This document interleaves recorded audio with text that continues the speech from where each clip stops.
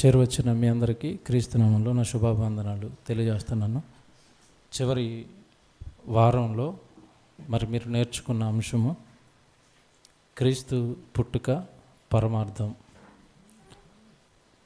యేసుక్రీస్తుల వారు ఎందుకు పుట్టారు అన్నది గత వారం మీరు విన్నారు. కొన్ని సంగతులు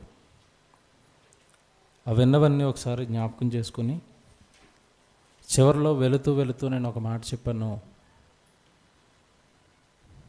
ఆయన సృష్టి కంటే ముందు ఉన్నవాడని, ఈ విశ్వాన్ని కలిగించిన వాడని, అబ్రహాం కంటే ముందున్నాను, నోవా గారు జలప్రళయం జరుగుతున్న కాలానికి సువార్తను ప్రకటించాను.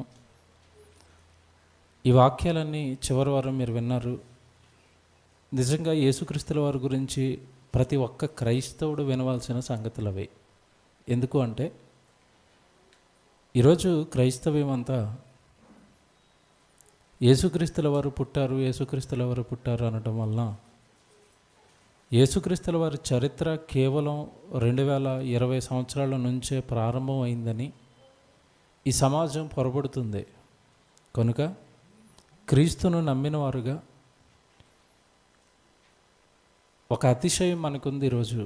ఏంటా అతిశయం అంటే సృష్టిని కలిగించిన సృష్టికర్త దగ్గరకు మాత్రం క్రైస్తవులు మాత్రమే వచ్చారు. అది చివరి వారం మీరన్నీ చూసిన వాక్యాలు, బైబిల్లో నుండే రెఫరెన్స్లు. అయితే చివరగా వెళ్ళిపోతూ ఒక మాట చెప్పాను. ఆయన రాజులకు రాజు, ప్రభువులకు ప్రభువు, ముల్లోకాల చక్రవర్తి ఈ భూమి మీద మానవులకు 33.5 సంవత్సరాల అపాయింట్మెంట్ ఇచ్చి 33.5 సంవత్సరాలు ఈ భూమి మీద పాపుల మధ్యలో తిరిగాడు. వచ్చిన ఆయన అంత ముల్లోకాల చక్రవర్తి 33.5 సంవత్సరాలు ఈ భూమి మీద ఎందుకు ఉండాల్సి వచ్చింది? అది ఈరోజు మనం నేర్చుకునేది. ఎందుకంటే ఒక మినిస్టరు, ఒక ముఖ్యమంత్రి, ఒక మంత్రి వస్తే పర్యటనకు సుడిగాలి పర్యటన అంటారు దాన్ని. అంటే అర్థం ఏంటి? సుడిగాలి వచ్చి అంత స్పీడ్గా వెళ్ళిపోద్దో మంత్రి గారు కూడా అంతే స్పీడ్గా వెళ్ళిపోతారు. అవునా కదా? వర్షాలు పడ్డాయి, పంటలు చూడడానికి వస్తారండి. వర్షాలు పడ్డప్పుడు పంటలు అయిపోతాయి. చేలోకి వచ్చి చేలోకి దిగి వెనుపట్టుకుని చూస్తాడా? ఏమో మునిగిపోయిందా మీ పంట అంటాడా? ఎక్కడి నుంచి చూస్తాడు చెప్పండి పంటని? పైన ఏం కనపడుతుంది చెప్పండి? కింద పంట పైకి. ఏదో ప్రజల్ని తృప్తిపరచాలి కనుక మా మంత్రి గారు వచ్చారు, లేదంటే మా ఎమ్మెల్యే గారు వచ్చారని వీళ్ళని ఏదో తృప్తిపరచడానికి వచ్చి అలా గాల్లో తిరిగి వెళ్ళిపోతాడు. మరి ముల్లోకాల మహాచక్రవర్తి యేసుక్రీస్తుల వారు ఈ పాప లోకంలో పాపుల మధ్యలో అన్ని సంవత్సరాలు ఎందుకున్నాడు? మోస్ట్ సెన్సేషనల్ అండి ఈరోజు మీరు వినే ఈ సంగతులు. ఇప్పటి వరకు మీకు ఎక్కడ ఏ ప్రసంగాల్లోనూ ఇవి వినుండరు. అంత ఖచ్చితంగానే చెప్తున్నాను. యేసుక్రీస్తుల వారు 33.5 సంవత్సరాలు భూమి మీద ఎందుకున్నాడు అన్న సంగతి తెలీదు. ఈరోజు ముందు అన్న మాట్లాడినట్టుగా ఈరోజు పండగ అని పండగ చేస్తున్నారు. పుట్టాడు, పండగ చేసుకుంటున్నారు, మంచిదే. కానీ యాజ్ పర్ బైబిలు దేవుడు నా పుట్టినరోజును ప్రకటించమన్నాడా, నా మరణదినాన్ని ప్రకటించమన్నాడా? ఈ బైబిల్ ప్రకారం ఏది ప్రకటించాలి చెప్పండి క్రైస్తవుడు? మరణదినాన్ని ప్రకటించాలి, మరణాన్ని ప్రకటించాలి. మరణాన్ని ప్రకటించటం అంటే క్రీస్తు మరణ సమాధి పునరుత్థానాలే సువార్త. అంటే సువార్తను ప్రకటించమన్నాడు. ఈరోజు దెయ్యం ఏం చేసింది అంటే, నీ మరణం గురించి అయితే అసలు మేము మాట్లాడం, కానీ నీ జన్మదినాన్ని అయితే గ్రాండ్గా చేసుకుంటాం. అంతే కదండి? అంటే ప్రారంభం నుంచి అంతేనండి. మనుషుల మనస్తత్వాలని ఇలా మార్చింది దెయ్యం. ఎందుకు? ఆదామవ్వల దగ్గరకు వచ్చి దేవుడు పండు తినవద్దు అని చెప్పాడు. అది ఎవరి మాట? దేవుని మాట. పండు తింటే మీరు దేవతలు అయిపోతారు. ఇది ఎవరి మాట? దెయ్యం మాట. నా మరణాన్ని ప్రకటించండి, ఇది ఎవరి మాట? దేవుని మాట. మేము పుట్టినరోజునే ప్రకటిస్తాం, ఇది ఎవరి మాట? ఇది మీకు అర్థమైపోవాలి చిన్నగా. బైబిల్లోనండి పుట్టినరోజులు యేసుక్రీస్తుల వారు చేసుకున్న దాఖలా లేవు. 33.5 సంవత్సరాలు బ్రతికాడంటే ఎన్ని పుట్టినరోజులు రావాలి సుమారుగా? 33. ఒకటాన్ని చేసుకున్నాడా? పోనీ 30 ఏట బాప్తిసం తీసుకొని 3.5 సంవత్సరాలు గట్టిగా సువార్త చేస్తున్న కాలంలో పోనీ 3 వచ్చినాయి కదా, 3 ఒకటన్నా చేసుకున్నాడా? లేదు. పోనీ ఆయన బిజీ అండి, చేసుకోలేదు. తర్వాత అపోస్తులు ఏమైనా చేశారా? మా ప్రభు బర్త్డే మీకు ఎంత గ్రాండ్గా చేయాలో తెలుసా అన్నారా? లేదండి. వాళ్ళ తాపత్రయం అంతా ఏంటి అంటే మా ప్రభు యొక్క మరణాన్ని ప్రకటించాలి. ఎందుకు? మరణాన్ని ప్రకటిస్తేనే పాపి మారుతాడు. ఏమంటే మనిషి మారాలి అంటే చావు మనిషిని మారుస్తుందండి. మీరు అప్పుడప్పుడు చూడండి, అవతల వ్యక్తి యువతల వ్యక్తి భయంకరమైన విరోధులు. వాడంటే వీడికి పడదు, వీడంటే వాడికి పడదు. సడన్గా ఒకరోజు అవతల వ్యక్తి చచ్చిపోయాడు అనుకోండి, విరోధైనా కూడా యువతల వ్యక్తి ఏమంటాడు చెప్పండి? ఏమోనండి, వాడు ఉన్నంతకాలం వాడి మీద కోపం ఉండేది, కానీ వాడు చచ్చిపోయాడు అనేసరికి నా గుండె ఎలాగుంది, ఇప్పుడు చాలా బాధగా ఉందండి అంటాడు. వైఎస్ గారు బ్రతుకున్నప్పుడు చంద్రబాబు నాయుడు గారు వైఎస్ గారు ఎలా తిట్టుకునేవారో మనకు తెలుసు.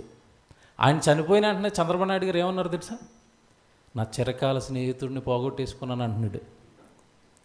అంటే మనకి ఏం అర్థం అవ్వాలి? చావు అనేది ఎలాంటి వ్యక్తి మనసునైనా ఏం చేస్తుంది? కదులుస్తుంది, మారుస్తుంది. ఏమంటే జన్మదినం ఎవరిని మారుస్తుంది చెప్పండి?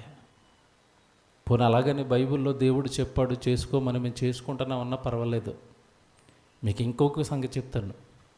అసలు బైబిల్లో అపోస్తుడైన పౌలు గారు కొరింథీ పట్టణానికి ఉత్తరం రాసి ఒక మాట చెప్పాడు. ఏమన్నాడు అంటే, మీ అందరికీ తెలిసింది అది, సిలువను గూర్చిన వార్త నశించుచున్న వారికి ఎలా ఉంటుందంట? మళ్ళా చెప్పండి. వెర్రి కదా. ఏ వార్త వెర్రి? సిలువను గూర్చిన వార్త. అంటే చావుకి ఒరే బాబు మీ కొరకు ప్రభు చచ్చిపోయాడంటేనే ఆ వార్తే సమాజానికి ఎలాగుంది? వెర్రిగా ఉంది. ఇప్పుడు మా ప్రభు పుట్టాడంటే ఇంక ఇది ఎంత వెర్రిగా ఉంటుంది మీరు ఆలోచించండి. మీకు అర్థమైందో లేదో పాయింట్? నీ కోసం చచ్చిపోయాడంటేనే అది వెర్రిగా కనపడుతుంది వాళ్ళకి. పుట్టినరోజు ఏమైనా ఎక్కుతుందా సమాజానికి?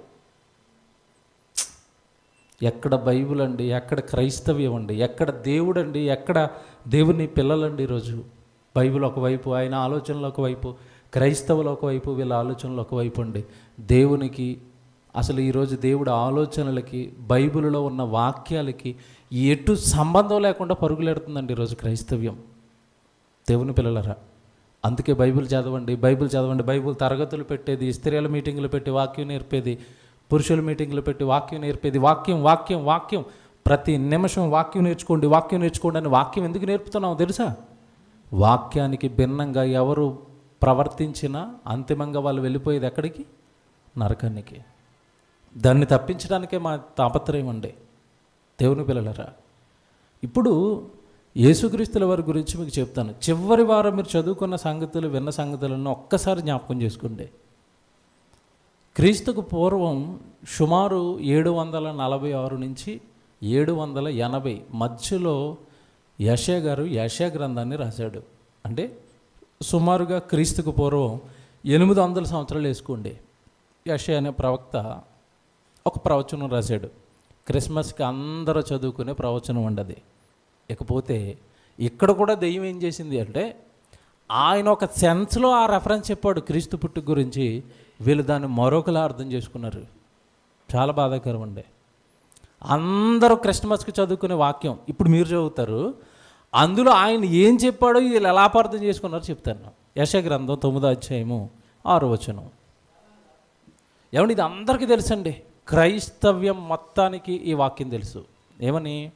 యెషయా గ్రంథం 9వ అధ్యాయము అందరు తీయండి 6వ వచనం. ఎలయనగా మనకి శిశువు పుట్టెను, మనకు కుమారుడు అనుగ్రహింపబడెను, ఆయన భుజముల మీద రాజ్యభారం ఉండును. ఏమండి, ఇలాగే చదువుకుంటూ వెళ్ళిపోయారు. ఏమండి, ఇప్పుడు మొదటి వచనం బాగా ఆలోచిద్దాం. మొదటి వచనం ఒక్క ముక్క చదవండి. ఏమన్నా చెప్పండి స్టార్టింగ్? ఏలయనగా మనకు శిశువు పుట్టెను అని ఉందా? ఇది 800 సంవత్సరాల తర్వాత మరియమ్మ గారి గర్భం ద్వారా పుడతాడని ఉందా అక్కడ? యెషయా గారి కాలానికే క్రీస్తుకు పూర్వం 800 సంవత్సరాల క్రితమే శిశువు పుట్టెను అని రాశాడా? పుడతాడు అని రాశాడా? ఏమనుంది? పుట్టేశాడా? ఎప్పటికీ? యెషయా గారు యెషయా గ్రంథాన్ని రాస్తున్న కాలానికే శిశువు ఏం చేశాడంట? పుట్టేశాడు. మనకి కుమారుడు అనుగ్రహింపబడతాడు అంటలేదు అక్కడ. ఏమనుంది అక్కడ? మనకి కుమారుడు అనుగ్రహింపబడెను. అప్పటికే అనుగ్రహింపబడిపోయాడా? అవును. క్రీస్తు ఎప్పటివాడని చదువుకున్నామండి. చివరి వారం బోల్డ్ రెఫరెన్స్లు చూపించాను కదా. ఎప్పటివాడు క్రీస్తు? ఈ సృష్టికి ముందు నుంచే ఉన్నవాడు, ఈ విశ్వానికి ఆది సంభూతుడు. ఏమండి, యెషయా గారు సంగతి మీరు తీసుకున్న, ఇంకా మీరు బాగా ఆలోచిస్తే దావీదు గారు కూడా చెప్పారు. 110వ కీర్తన చూడండి, 110వ కీర్తన మొదటి వచనం కూడా చూడండి. దావీదు గారి సాక్ష్యం కూడా చూపిస్తాను మీకు ఇప్పుడు. అంటే క్రీస్తు ఎప్పటివాడో, ప్రవక్తలందరూ ఎప్పటి నుంచి ఉన్నాడని మొత్తుకుంటున్నా. ఏమంటే క్రైస్తవం ఇప్పటికీ నిన్నగాక మొన్న పుట్టాడని చెప్తున్నారు వీళ్ళు. ఏమంటే కీర్తన గ్రంథం 110వ కీర్తన మొదటి వచనం చాలు. ప్రభు నా ప్రభువుతో ఇలాగ సెలవిచ్చాను. ఏమంటున్నాడు అక్కడ దావీదు గారు?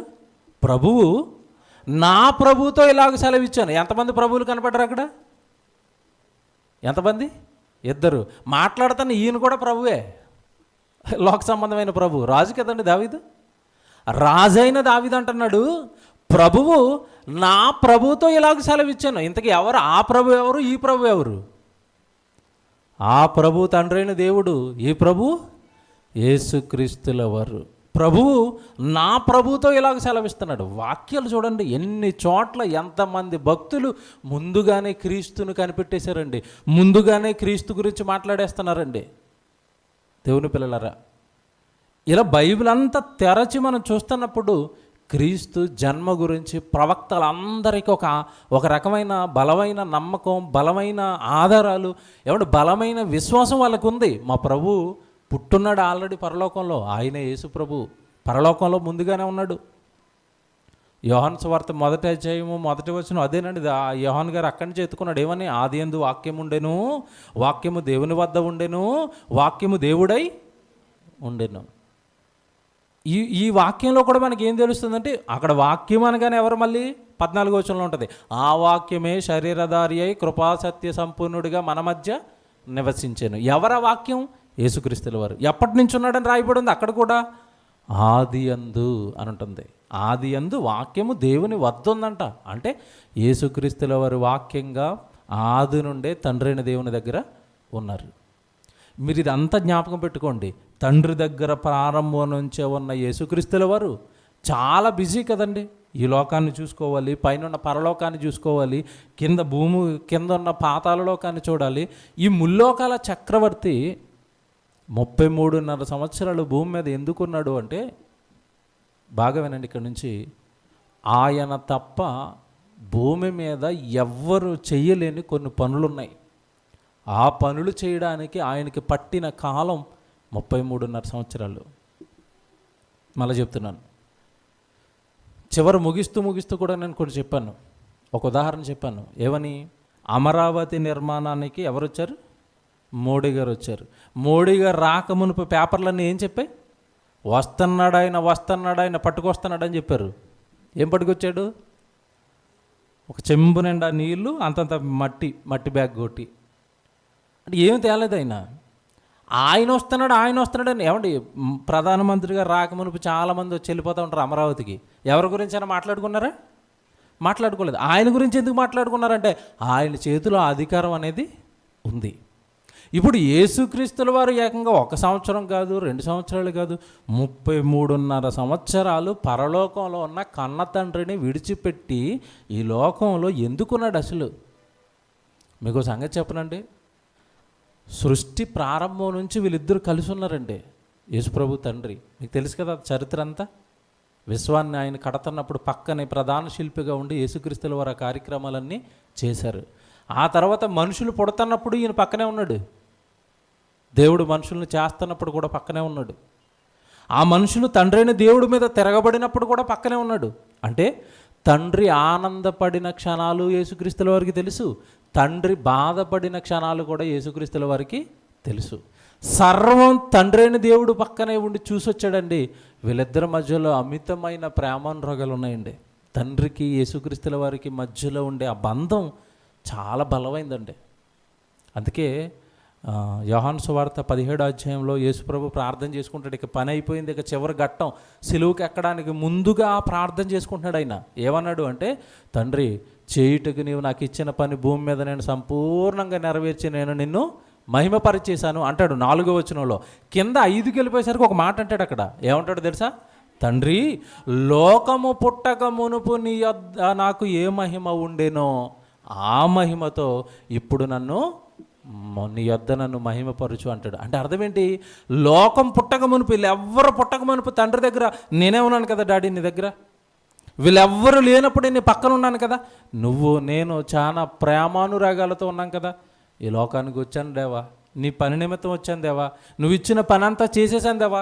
ఏ గ్రామానికి తిరగమంటే ఆ గ్రామానికి తిరిగాను, ఎవరికి వాక్యం చెప్పమంటే వాళ్ళకి వాక్యం చెప్పాను, నువ్వు ఎవరిని బాగు చేయమంటే వాళ్ళని బాగు చేశాను, నా పని చేసేసాను. కనుక ముందు నీ దగ్గర, నేను ఈ లోకానికి రాకమునుపు నీ దగ్గర నాకు ఎలాంటి ప్రేమానురాగాలు ఉన్నాయో అవి కాస్త తిరిగి మళ్ళీ నాకు ఏంటండి అది అసలు. అక్కడ ఒక క్షణం మీరు ఆగి యేసుక్రీస్తుల వారి మనసు ఆలోచించండి. తండ్రిని విడిచిపెట్టి కొంతకాలం ఇక్కడ ఉన్న ఆయన తండ్రి మీద ఎంత బెంగ పెట్టుకున్నాడు, తండ్రి మీద ఎలాంటి రిక్వెస్ట్ పెట్టుకున్నాడు చూడండి. డాడీ, ఈ లోకానికి రాకమునుపు నువ్వు నన్ను చాలా ప్రేమించావు కదా, నీ యొద్ద నాకు చాలా మహిమ ఉంది కదా, నువ్వు నన్ను చాలా నమ్మావు కదా, అవన్నీ తిరిగి మరలా నాకు ఇచ్చేయాలి. మొదటివి పాతవన్నీ నాకు మరలా ఇచ్చేయాలి. ఎందుకంటే నువ్వు చెప్పినట్టుగా చేశాను. ఈ లోకానికి వచ్చి తప్పేం చేయలేదు, నేను పాపం చేయలేదు. నీ ఇష్టం నీ ఇష్టం నీ ఇష్టం అని బ్రతికానే తప్ప ఈ లోకంలో నాకంటూ నేను నా ఇష్టాలు ఏమీ నెరవేర్చుకోలేదు దేవా. కాబట్టి ఆ ముందు ఏదైతే ప్రేమ ఉందో అది నాకు ఇచ్చేయని అడుగుతున్నాడంటే, అది నేను చదివిన రోజు, నాకు అర్థమైన రోజు, నేను నిజంగానండి మనసంతా ఒక విషాదంలోకి నా మనసు వెళ్ళిపోయిందండి. ఎందుకంటే విడిచిపెట్టి లోకంలో 33.5 సంవత్సరాలు ఉన్న మహానుభావుడు పనంతా చేసిన తర్వాత నిజంగా మరలా అవన్నీ జ్ఞాపకం వచ్చి బాధపడుతూ తండ్రిని అడుగుతున్న సందర్భం ఉండదు. ఆ 17వ అధ్యాయం అంతా మీరు చదవండి. తండ్రితో మాట్లాడుకుంటున్నాడండి. ఎంత బాధేస్తే తెలుసండి అది అంతా కరెక్ట్గా మీరు చదివితే. అంటే యేసుక్రీస్తుల వారికి తండ్రైన దేవునికి మధ్యలో ఉండే ప్రేమానురాగాలు అనేవి అక్కడ మనకు అర్థమవుతాయండి. విడిచి ఉండలేక దేవుడు మాట్లాడుతున్న మాటలు అవి. అయితే ఈ లోకానికి వచ్చిన ఆయన ఉన్న ఈ 33.5 సంవత్సరాల కాలంలో చాలా పెద్ద పెద్ద కార్యక్రమాలు పెట్టుకుని లోకానికి వచ్చాడు. వచ్చినవి, ఆయన చేసినవి ఆయన తప్ప ఎవ్వరు చేయలేరు. ఈవెన్ ప్రవక్తలు కూడా అవి చేయలేరు. యేసుక్రీస్తుల వారు మాత్రమే చేయాల్సిన కొన్ని పనులు ఉన్నాయి భూమి మీద. అవి పనులు పెట్టుకుని లోకానికి వచ్చాడు. ఏంట పనులు అంటే, మొట్టమొదటిది మనకి ఏం తెలియాలి అంటే, తండ్రి అయిన దేవునిని ఈ లోకానికి పరిచయం చేయాలి. మొదటిది ఎందుకు? తండ్రి అయిన దేవుడి మనసు వాక్యమైతే ఆ వాక్యం ధర్మశాస్త్ర రూపంలో అప్పటికి ఎవరి దగ్గర ఉంది? ఇశ్రాయేలు దగ్గర ఉంది. మరి ఇశ్రాయేలు దగ్గర వాక్యం ఉంటే, ఇశ్రాయేలు దగ్గర దేవుడి మాటలుంటే వాళ్ళకేమైనా దేవుడు బాగా అర్థమయ్యాడు అంటే వాళ్ళకి ఏమీ అర్థం కాలేదండి. వాళ్ళు ఒక మాటలో చెప్పాలి అంటే, ఆత్మైన తండ్రి అయిన దేవుడిని ఆత్మగా పూజించాల్సిన వాళ్ళే విగ్రహారాధన వైపు వెళ్ళిపోయారు. అంటే లోకానికి తండ్రి ఎలా ఉంటాడో తెలీదు, తండ్రి ఏం చేస్తాడో తెలీదు, తండ్రి ఏం మాట్లాడుతున్నాడో తెలీదు.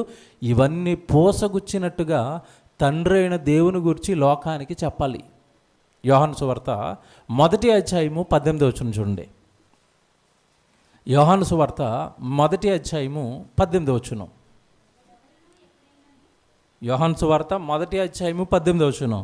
ఎవడైనను ఎప్పుడైనను దేవుణ్ణి చూడలేదు, తండ్రి రొమ్మున ఉన్న అద్వితీయ కుమారుడే ఆయనను బయలుపరిచాడు. ఏమండి, ఈ వాక్యం క్రైస్తవ్యానికి షాక్ కొట్టిద్దండి. ఎందుకు అంటే, ఎవడైనాను ఎప్పుడైనాను తండ్రిని ఏం చేయలేదు అంటున్నాడు ఆయన, అక్కడ చూడలేదు అన్నాడు. అందరికీ ఇక్కడే క్వశ్చన్ మార్క్ అడిగిపోయండి. చివరికి ప్రభు మాటను కూడా పక్కకు తోసేశారు. ప్రభు అలాగే చెప్తాడండి, అబ్రహాం చూడలేదా? ప్రభు అలాగే చెప్తాడండి, మోసే చూడలేదా అంటున్నారు. ఏమండి, మనం మాత్రమే చెప్పామండి రహస్యాలన్నీ, మనం మాత్రమే చెప్పామండి ఈ వాక్యాలకి భావాలన్నీ. మోసే చూసింది, అబ్రహాము చూసింది, చివరికి ఆదాము చూసింది, అందరూ చూసింది, అందరూ మాట్లాడింది ఎవరితో చెప్పండి? దేవదూతలతో ఎవరు కూడా ఎప్పుడు తండ్రిని చూడలేదు, కనీసం ఆయన స్వరం కూడా ఎవరు వినలేదు. అది మీకు 5వ అధ్యాయంలో చెప్తాడు. ఇది మొదటి అధ్యాయం కదా. 5వ అధ్యాయం 37, 38, 39కి వెళ్ళేసరికి ఎవడైనాను ఎప్పుడైనాను ఆయన చూడలేదు, కనీసం ఆయన స్వరం కూడా వినలేదు. 37 చూడండి 5వ అధ్యాయంలో ఇదే యోహానులో 37 అండి, 5:37 చదువుతున్నారు. మరియు నన్ను పంపిన తండ్రియే నన్ను గూర్చి సాక్ష్యం ఇస్తున్నాడు, మీరు ఏ కాలమందైనాను చూసారా ఆయన స్వరం వెళ్ళలేదన్నాడు. అంటే ఇప్పుడు అబ్రహాంతో మాట్లాడింది ఎవరు? దేవదూత. మోషేతో మాట్లాడింది ఎవరు? దేవదూత. దేవదూత అనడానికి కూడా ఆధారాలు ఉన్నాయి కదా. మళ్ళీ అది వేరే సబ్జెక్టు, మళ్ళీ పెద్దగా అయిపోద్ది మనకి. అది మీరు వినున్నారు ఆల్రెడీ. ఓకే, కాబట్టి దేవుడి స్వరం తెలియదు ఎవరికి, దేవుడు ఎలా ఉంటాడో తెలియదు ఈ ప్రపంచానికి. ఇవన్నీ చెప్పడానికి యేసుక్రీస్తుల వారి లోకానికి వచ్చాడు. వచ్చిన వెంటనే ఆయన పలికిన మాట తెలుసు మనకి. ఈ 4వ అధ్యాయంలో అంటాడు, ఇదే యోహాను సువార్త 4వ అధ్యాయంలోనే, దేవుడు ఆత్మ గనుక ఆయన ఆరాధించేవారు ఆత్మతోనూ సత్యముతోనూ ఆరాధించాలి. అంటే మీరు అనుకుంటున్నట్టుగా దేవుడు రూపం ఎలాగుంటుందో అని పొరపడతారేమో. దేవుడు ఎలా ఉన్నాడు అంటే ఆత్మగా ఉన్నాడు అని చెప్పాడు. ఇకపోతే మత్తయి సువార్త 6వ అధ్యాయానికి వెళ్ళేసరికి దేవుడు వేటిని ఇష్టపడతాడో వేటిని ఇష్టపడడో కూడా చెప్పేశాడు. 6వ అధ్యాయానికి వెళ్ళేసరికి మీరు మీ తండ్రికి ప్రార్థన చేయండి అని చెప్పి, ఆయన చిత్తం పరలోకంలో నెరవేరుతుంది కానీ భూమి మీద నెరవేరటం లేదు. ఆయనకంటూ కొన్ని ఇష్టాలు ఉన్నాయని చెప్పాడు. ఆ ఇష్టాలు మీ మధ్యలో నెరవేరాలని చెప్పాడు. అవి పరలోకంలో నెరవేరుతున్నాయి తప్ప మీ మధ్యలో అవి ఇష్టాలు అనేవి నెరవేరటం లేదు. ఏమంటే చివరిలో ఒక పెద్ద ప్రశ్న అడుగుతాను, మీరు ఇవన్నీ జాగ్రత్తగా వినాలి. తండ్రిని గూర్చి ఈ లోకానికి పరిచయం చేయడానికి వచ్చిన యేసుక్రీస్తుల వారు తండ్రికి ఏది ఇష్టమో చెప్తున్నాడు, ఏది ఇష్టం లేదో కూడా చెప్తున్నాడు. నెంబర్ 1 అంటే తండ్రి మనసును ఈ లోకానికి చెప్పాలి. ఆయనకి మీరంటే చాలా ఇష్టం అని చెప్పాడు. ఎక్కడ? దేవుడు లోకమును ఎంతో ప్రేమించేశాడు అని చెప్పాడు. యేసుప్రభు సాక్షాత్తు నోటొచ్చిన మాట ఏంటి? అయ్యో పక్షులను చూడండి అయ్యా, ఈ విత్తవు కోయవు కొట్లలో కూర్చుకొనవు, అయినను మీ పరలోకపు తండ్రి వాటిని పోషించుచున్నాడు, మీరు వాటికంటే బహుశ్రేష్ఠులు కారా అంటాడు. అంటే అర్థం ఏంటి? మీ డాడీకి మీరు పక్షుల కంటే చాలా గొప్పవాళ్ళు, ఇష్టమైన వాళ్ళు అని చెప్తున్నాడు. అంటే మీరు అక్కడ చదువుతున్నప్పుడు ఎప్పుడు కూడానండి వాక్యం వెనుక ఎవరి మనసు తీసుకోవాలి? తండ్రిది. మీ డాడీ ఈ చెప్పమని నాకు ఇవన్నీ నేర్పి ఈ లోకానికి పంపించాడు అని చెప్పాడు 14వ అధ్యాయం యోహాను సువార్తలో. నా తండ్రి నాకు ఈ బోధ అంతా నేర్పి మీ దగ్గరికి పంపించాడు, మీకు ఇవన్నీ చెప్పమన్నాడు. మీ డాడీ మనసు చెప్పడానికి ఈ లోకానికి నేను వచ్చాను. నేను చాలాసార్లు ఒక వాక్యం చూపిస్తానండి, నాకు చాలా ఇష్టం అది. యోహాను సువార్త 20వ అధ్యాయం చివరి వారం కూడా చూపించాను. నా తండ్రియు మీ తండ్రియు, నా దేవుడును మీ దేవుడును. చూసారా ఆ సెన్స్ ఎలా ఉంది చూడండి. నా తండ్రి మీకు తండ్రి, నా దేవుడు మీకు కూడా దేవుడు. ఆయన మనసు చెప్పడానికే ఈ లోకానికి నేను వచ్చాను అన్నాడు. ఎన్ని మాటలండి తండ్రి గురించి చెప్పినవి, ఎన్ని మాటలు చెప్పాడండి. ఆయన మిమ్మల్ని గురించి చింతిస్తున్నాడు, ఆయన మీకోసమే ఆలోచిస్తున్నాడు, మీ కొరకు ప్రాణం పెట్టమనే ఆయన జ్యేష్ఠ కుమారుడినైన నన్ను ఈ లోకానికి పంపించాడు. మాట్లాడితే తండ్రి తండ్రి తండ్రి తండ్రి అని ఎంత అలా పరితపించిపోయిందండి మహానుభావుడు గుండె ఈ లోకంలో ఉన్నంత కాలం. నోరెత్తితే తండ్రి, నేను నా తండ్రి పనుల మీద ఉండాలని మీరు ఎరగరా అంటున్నాడు. ఎన్నో ఏట? 12కే ఏ పనిలోకి వెళ్ళిపోయాడు? తండ్రి పనిలోకి. అంటే మనకు ఒక్క విషయం బాగా ఆలోచిస్తే, యేసుక్రీస్తుల వారు భూమి మీద బ్రతికిన 33.5 సంవత్సరాలు కూడా తండ్రిని గురించి చెప్పడానికే తాపత్రయపడ్డాడు. నెంబర్ 1 ఒకటో చెప్పాను. అంటే ఆయన 33.5 సంవత్సరాలు ఈ లోకంలో ఉండడానికి ప్రధాన కారణం ఏంటంటే తండ్రిని గూర్చి ఈ లోకానికి చెప్పాలి. ఎందుకు? ఇందా మీరు చదువుకున్నారు, ఎవడును ఎప్పుడూ ఆయన ఏం చేయలేదు, 1:18 ఏం చెప్పాడు? చూడలేదు. మరి ఎవరు చూశారు అంటే ఆయన రొమ్మున ఆనుకొని ఉన్నాను నేను. ఎప్పటి నుండి అంటే సృష్టికి పుట్టుకకు ముందు నుంచి ఆయన రొమ్మునే ఉన్నాను నేను, ఆయన పక్కనే కూర్చున్నాను. మీరు పుట్టినప్పుడు ఆయన నేను అక్కడే ఉన్నాను. మనుషుల చరిత్ర అంతా నాకు తెలుసు, మనుషుల తప్పులన్నీ నాకు తెలుసు, మనుషుల పాపాలన్నీ నాకు తెలుసు. మీరు ఆ పాపాలు చేస్తుంటే అనుదినము నీ తండ్రి కోపపడిపోతుంటే ఆ రోజు పక్కనే ఉండి ఇవన్నీ నేను చూసి లోకానికి వచ్చాను. తండ్రి రొమ్మున ఉన్న అద్వితీయ కుమారుడే ఆయన ఏం చేశాడంట? బయలుపరచాడు. 1:18 చదువుకున్నాం మనం. అంటే తండ్రి అయిన దేవుడి మనసు ఈ లోకానికి చెప్పడానికి వచ్చాడు. ఆయన కోపం చెప్పాడు, ఆయన ప్రేమ చెప్పాడు, ఆయన ఏ సందర్భాలలో ఎలాంటి మనస్తత్వం కలిగి ఉంటాడో ఆయన ఆవేదన చెప్పాడు.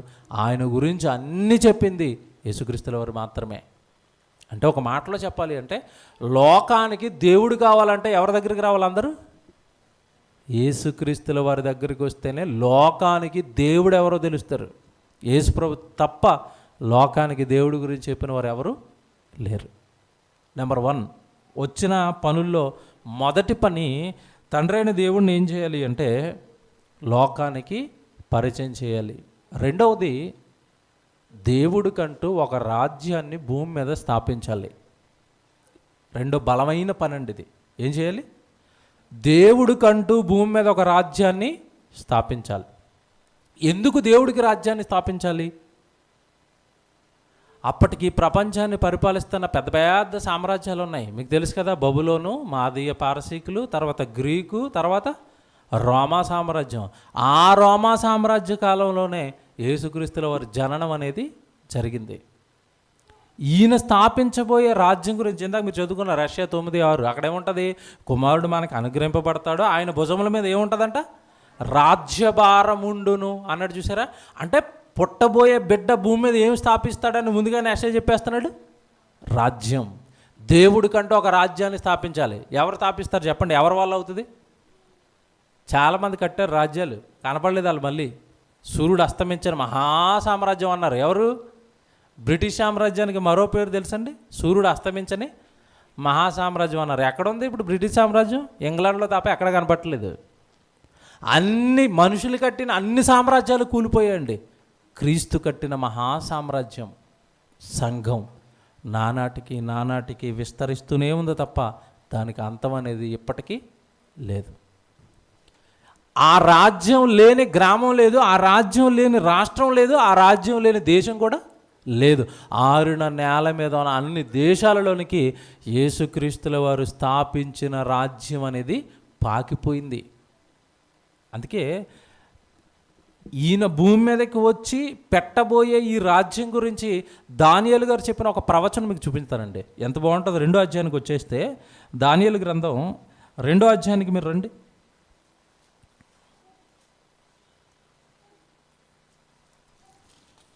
44 చూద్దాం. మీరు 35 నుంచి చదివితే మీకు బాగా అర్థమవుతాయి అన్నీ. 35 నుంచి మీరు చదువుకోండి. 44 చదువుతున్నాను డైరెక్ట్గా. 35 నుంచి చదివితే మీకు అన్నీ అర్థమవుతాయి. 44 చదువుతున్నాను చివరిగా. ఆ రాజుల కాలంలో పరలోకమందున్న దేవుడు ఒక రాజ్యమును స్థాపించును. అందరు చూస్తున్నారు బైబిల్? దానియేలు గ్రంథం 2వ అధ్యాయము 44వ వచనం, పేజ్ నెంబరు 733. అందరూ చూడాల్సిన వాక్యం అండి ఇది. 733.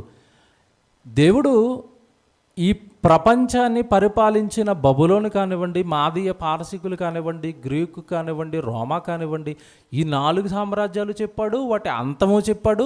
ఆ అంతము అయిపోయే చివరిలో దేవుడు ఒక రాజ్యాన్ని స్థాపిస్తాడని చెప్తున్నాడు ఇక్కడ. ఏమంటే చదువుతున్నాను. ఆ రాజుల కాలములో పరలోకమందున్న దేవుడు ఒక రాజ్యమును స్థాపించును, దానికి ఎన్నటికి నాశనము. ఈ మాట అండర్లైన్ చేసుకోవాలి. ఆ రాజ్యానికి ఏముండదంట? ఎన్నటికీ నాశనం ఉండదు. ఎన్నటికీ నాశనం ఉండదు. బబులోను నాశనం అయిపోయిందా? అయిపోయింది. అలెగ్జాండర్ ది గ్రేట్ అన్నారు. ఏ సామ్రాజ్యం? గ్రీకు. కనపడలేదు కదా మళ్ళీ చరిత్రలో ఆయన అలెగ్జాండర్ ది గ్రేట్ అని చెప్పుకోవడమే తప్ప రాజ్యం ఎక్కడ లేదు. ఇప్పుడు ఉందా? ఏ రాజ్యం లేదండి. అన్ని రాజ్యాలు అంతరించిపోయాయి. కానీ ఒక రాజ్యానికి ఏముండదంట? ఎప్పటికీ అంతం ఉండదంట. మీకు డౌట్ రావాలి ఇప్పుడు. ఏంటా డౌటు? నిజమే అన్న, మరి ఆ రాజ్యాలు భూమి మీద కొద్దికాలం ఉన్నాయి, వెళ్ళిపోయినాయి. ఇప్పుడు మరి ఈ క్రీస్తు సామ్రాజ్యం కూడా ఎక్కడుంది? ఇప్పుడు భూమి మీదే ఉంది. మరి యేసుక్రీస్తులో 2వ రాకడ వస్తే భూమి ఏమైపోద్ది? అంతమైపోద్ది. అప్పుడు మరి ఈ రాజ్యం పోతుంది కదా, మరి ఎప్పటికైనా అంతం ఉండదు అన్నాడు ఏంటి? బాగా ఆలోచించాలి. యేసుక్రీస్తుల వారు వచ్చిన 2వ రాకడలో ఏం చెప్పాడు? భూమి మీద ఉన్న ఈ రాజ్యాన్ని తీసుకెళ్ళి ఎక్కడ కలిపేస్తానన్నాడు? మళ్ళీ పరలోకంలో తండ్రికి అప్పగించేస్తానన్నాడు. అంటే మన రాజ్యం ఎంత గొప్పదంటే భూమి లేకపోయినా ఉండే రాజ్యం ఇది. ఏ రాజ్యం? క్రీస్తు సామ్రాజ్యం. ఇప్పుడు భూమి మీద మనుషులు కట్టిన సామ్రాజ్యాలు దేనికి పరిమితమైనవి చెప్పండి? భూభాగాన్ని పరిపాలించే రాజ్యాలు అవి. కానీ క్రీస్తు సామ్రాజ్యం, అందుకేనండి ఏమండి యేసుప్రభు మాటలు అంతు చిక్కవండి. పిలాతు ముందు నుంచున్నప్పుడు నువ్వు రాజువా అంటే ఏమన్నాడు? ప్రస్తుతానికి నేను రాజుని కాదు బాబా, రెండోసారి వస్తాను అన్నాడా? నీవు అన్నట్టు నేను రాజునే, నా రాజ్యము ఈ లోక సంబంధమైనది. నేను రాజునే, నాకు రాజ్యం ఉంది, కానీ నా రాజ్యం ఈ లోక సంబంధమైనది కాదు. ఎవ్వడికి కనపడిన పెద్ద సామ్రాజ్యం అది. ఎవ్వడికి కనపడిన సింహాసనం, ఎవ్వడికి కనపడిన సైన్యం, ఎవ్వడికి కనపడిన కిరీటాలు, ఎవ్వరికి కనపడిన ఆయుధాలు అన్నీ మా దగ్గర ఉన్నాయా? ఒకసారి చెప్పానండి క్రీస్తు సామ్రాజ్యం గురించి 3 పాటలు మాట్లాడాను నేను. అందులో ఈ సైన్యం గురించి, ఆయుధాల గురించి అంతా వివరణ ఇచ్చుకుంటూ వచ్చాను. ప్రపంచానికి కనబడని క్రీస్తు మహాసామ్రాజ్యం అండి ఇది. దీనికి అన్నటికీ అంతం అనేది లేదు. అంటే మీకు ఒకటి అర్థం అవ్వాలి, యేసుక్రీస్తు వారి రాకలో ప్రథమమైనది ఏంటంటే లోకానికి ఫస్ట్ తండ్రి గురించి చెప్పాలి. చెప్పిన వెంటనే ఆయనకంటూ ఒక రాజ్యాన్ని స్థాపించేయాలి. స్థాపించేశాడండి. ఆయన ఉన్న కాలంలోనే స్థాపించేశాడు. అందుకే మీరు మత్తయి సువార్త కానీ మార్కు సువార్త కానీ ఈ పరిచయులు శాస్త్రులు ఆయన అంటే పడదు కదండి. వెనకాల తిరిగి నీ రాజ్యం అన్నావు కదా, ఏది ఎక్కడుంది, నీ కోట ఎక్కడుంది, నీ సింహాసనం ఎక్కడుంది, నీకు సైన్యం ఎంతమంది ఉన్నారని అడుగుతున్నారు. వీళ్ళు తింగరోళ్ళు కదండి. వాక్యం చేతుల్లో ఉన్న అర్థం కాలేదు వీళ్ళకి, శాస్త్రులు పరిచయులకి. ఏమంటే పదే వెనక పెడుతున్నారు. రాజువా అంటే అవునరా నా రాజ్యం ఆల్రెడీ స్టార్ట్ అయిపోయింది, మీరు గుడ్డోళ్ళు కదా మీకు కనపడదు అన్నాడు. ఏ గుడ్డోళ్ళు? మనోనేత్రాలకు గుడ్డిదనం కలగజేసింది వాళ్ళకి. ఎవరు? దెయ్యం. మనోనేత్రాలు అంటే ముందున్న దానిని ఆలోచించలేని గుణం ఆ రోజు శాస్త్రులు పరిచయులు అండి. ఏమంటే ఈరోజు మనం కూడానండి చక్కగా బైబిల్లో ఉన్న ఈ వాక్యాలు ప్రజల ముందు పెడుతుంటే దేవుడు ఇలా చెప్పాడమ్మా, మీరు ఇలా మారండి, అబద్ధాన్ని నమ్మకండి, ఇది సత్యం అని మనం ఎంత చెప్పినా కదండి కొంతమందికి ఎందుకునండి ఆ లైట్లు ఎలాగో. మీరు ఎన్నైనా చెప్పండి, బైబిల్లో మీరు ఎన్నైనా చూపించండి, మేము నమ్మే అబద్ధాన్నే మేము నమ్ముతాం. ఎందుకంటే మాకు పరలోకం కంటే కింద ఉన్న పాతాళం బాగా ఇష్టం. ఏం చేస్తావు ఇక అలాంటి వాళ్ళ విషయంలో? దేవుడు బైబిల్ ఇలా రాయించాడు, అమ్మ ఇది నమ్మండి అంటే బైబిల్ని కూడా తోసేస్తున్నారండి పక్కకి. దేవుని పిల్లలారా, కనుక యేసుక్రీస్తులో వారు బ్రతుకున్న కాలంలో వాళ్ళు అడుగుతున్న ఒక ప్రశ్న భలే ఉంటుందండి. మత్తయి సువార్త మీరు చూస్తే 12వ అధ్యాయం చూద్దాం. మత్తయి సువార్త 12వ అధ్యాయము 28 చూడండి. మత్తయి సువార్త 12వ అధ్యాయము 28. దేవుని ఆత్మ వలన నేను దెయ్యములు వెలగొట్టుచున్న ఎడలా నిశ్చయముగా దేవుని రాజ్యము మీ వద్దకు వచ్చేసింది. స్టార్ట్ అయిపోయింది మీకు దేవుడి రాజ్యం అంటున్నాడు. నేను దేవుని ఆత్మ వలన ఇదిగో దెయ్యాలను వెలగొడుతున్నాను. ఈ శక్తి దేవుడు నాకు ఇచ్చాడు అంటేనే ఆయనకంటూ ఒక రాజ్యాన్ని భూమి మీద స్థాపించేశాడు. స్టార్ట్ అయిపోయింది దేవుడి రాజ్యం. ఈ రాజ్యంలోనికి నేను కట్టిన ఈ రాజ్యంలోనికి పిల్లలు తండోపతండాలుగా ఈ రాజ్యంలోనికి వచ్చేస్తారు, నా దగ్గరికి వచ్చేస్తారు చాలామంది. దేవుడికంటూ ఒక రాజ్యం స్టార్ట్ అవ్వబోతుంది. దానికి మూలరాయి నేనే. మూలరాయిగా ఒక్కడుగా. ఏమంటే యేసుక్రీస్తుల వారి గురించి మీరు ఆలోచిస్తే ఈ రాజ్యాన్ని కట్టడానికి ఒక్కడిగా బయలుదేరాడండి. ఒక్కడే కదా, మీరు బాగా ఆలోచించండి. ఆయన జీవితం ఒక్కడిగా బయలుదేరాడు. ఒక్కడు చేయలేడు కదా ఈ పని అంతా. ఎంతమందిని ఏర్పాటు చేసుకున్నాడు? తర్వాత 12 మంది శిష్యులను ఏర్పాటు చేసుకున్నాడు. ఆ 12 మంది నుంచి 100 మందికి వాక్యం నేర్పాడు. వాళ్ళిద్దరిని కలిపి ఒక గ్రామానికి పంపించేశాడు వాక్యం చెప్పడానికి. అంటే దేవుడి రాజ్యం అనేది విస్తరింప చేయడానికి మహానుభావుడైన యేసుక్రీస్తుల వారికి చాలామంది అవసరం పడ్డారండి, దేవుడి రాజ్య విస్తరణ కొరకు. మరి ఈరోజు మనం అదే రాజ్యంలో ఉన్నాం. ఆ విస్తరణ కోసం మనం ఏం చేస్తున్నాం చెప్పండి? ఎవరికైనా ఒక పాపకి వాక్యం చెప్పి రాజ్యంలో చేరుస్తున్నామా? ఎవరినైనా ఒక చోట మీటింగ్ పెట్టి మహా సంగతులు ఏమంటే బైబిల్లో సత్యం, క్రిస్మస్కి సంబంధించిన ఇన్ని గొప్ప సంగతులు సత్యాలు బైబిల్లో ఉంటే వాళ్ళంతా పండగలో పాపంలో ఉంటే మన గుండె ఏమైనా చలిస్తుందండి వాళ్ళని కాపాడడానికి? మీరు బాగా ఆలోచించండి. దీన్ని విస్తరింప చేయాలి, ఈ సత్యాన్ని దీన్ని విస్తరింప చేయాలి, ఈ వాక్యాన్ని. అలా ఆ కోణంలో మనం ఎవరు ఆలోచిస్తున్నాం చెప్పండి? దేవుని పిల్లలారా, రాజ్యం అనేది నీతో ఆగిపోకూడదు. నీ తర్వాత మరొకరికి ఇది విస్తరణ అనేది జరగాలి. దేవుని రాజ్యం యేసుక్రీస్తుల వారి రాకతో భూమి మీద స్థాపన అనేది జరిగిపోయింది. ఇకపోతే 2, మీరు పాత నిబంధనలో రాయబడిన వాక్యం ఏదైతే ఉందో, దానియేలు గ్రంథం 2:44 ఆ రాజుల కాలంలో దేవుడు ఒక రాజ్యాన్ని భూమి మీద స్థాపించబోతున్నాడు, దానికి అన్నటికీ అంతము కలుగుతాం. వచ్చాడు, భూమి మీద ఆ రాజ్యాన్ని కట్టాడు. ఏమండి, కట్టిన తరువాత ఆ రాజ్య విస్తరణ బాధ్యతలు తన వెంటున్న శిష్యులకు అప్పగించాడు. ఆ తర్వాత ఎవరికి ఇచ్చాడు చెప్పండి అదే బాధ్యతలు? ఎవరైతే ఈ రాజ్యంలోనికి చేర్చబడుతున్నారో, సంఘంలోనికి చేర్చబడుతున్నారో ప్రతి ఒక్కరికి రాజ్య విస్తరణ బాధ్యతలు అప్పగించేశాడు.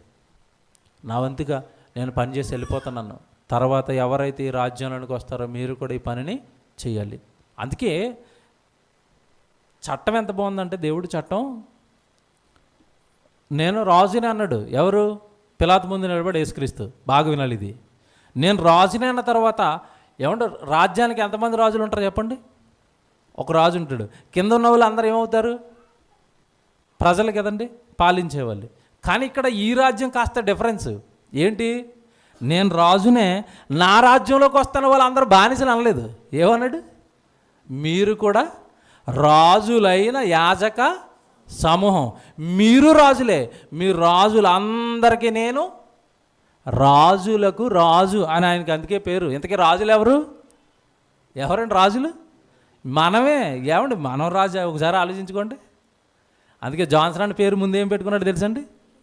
కింగ్ జాన్సన్ ఎక్కడ ఉంటుంది. అలాగని ఆయన ఏం రాజు కాదు. ఏ రాజు అంటే, ఈ లోకంలో దేవుడు ఆయనకిచ్చిన రాజ్యాధికారం అది. కింగ్ జాన్సన్ విక్టర్ అని ఉంటుంది. అందరు ఎట్టుకొచ్చండి అది.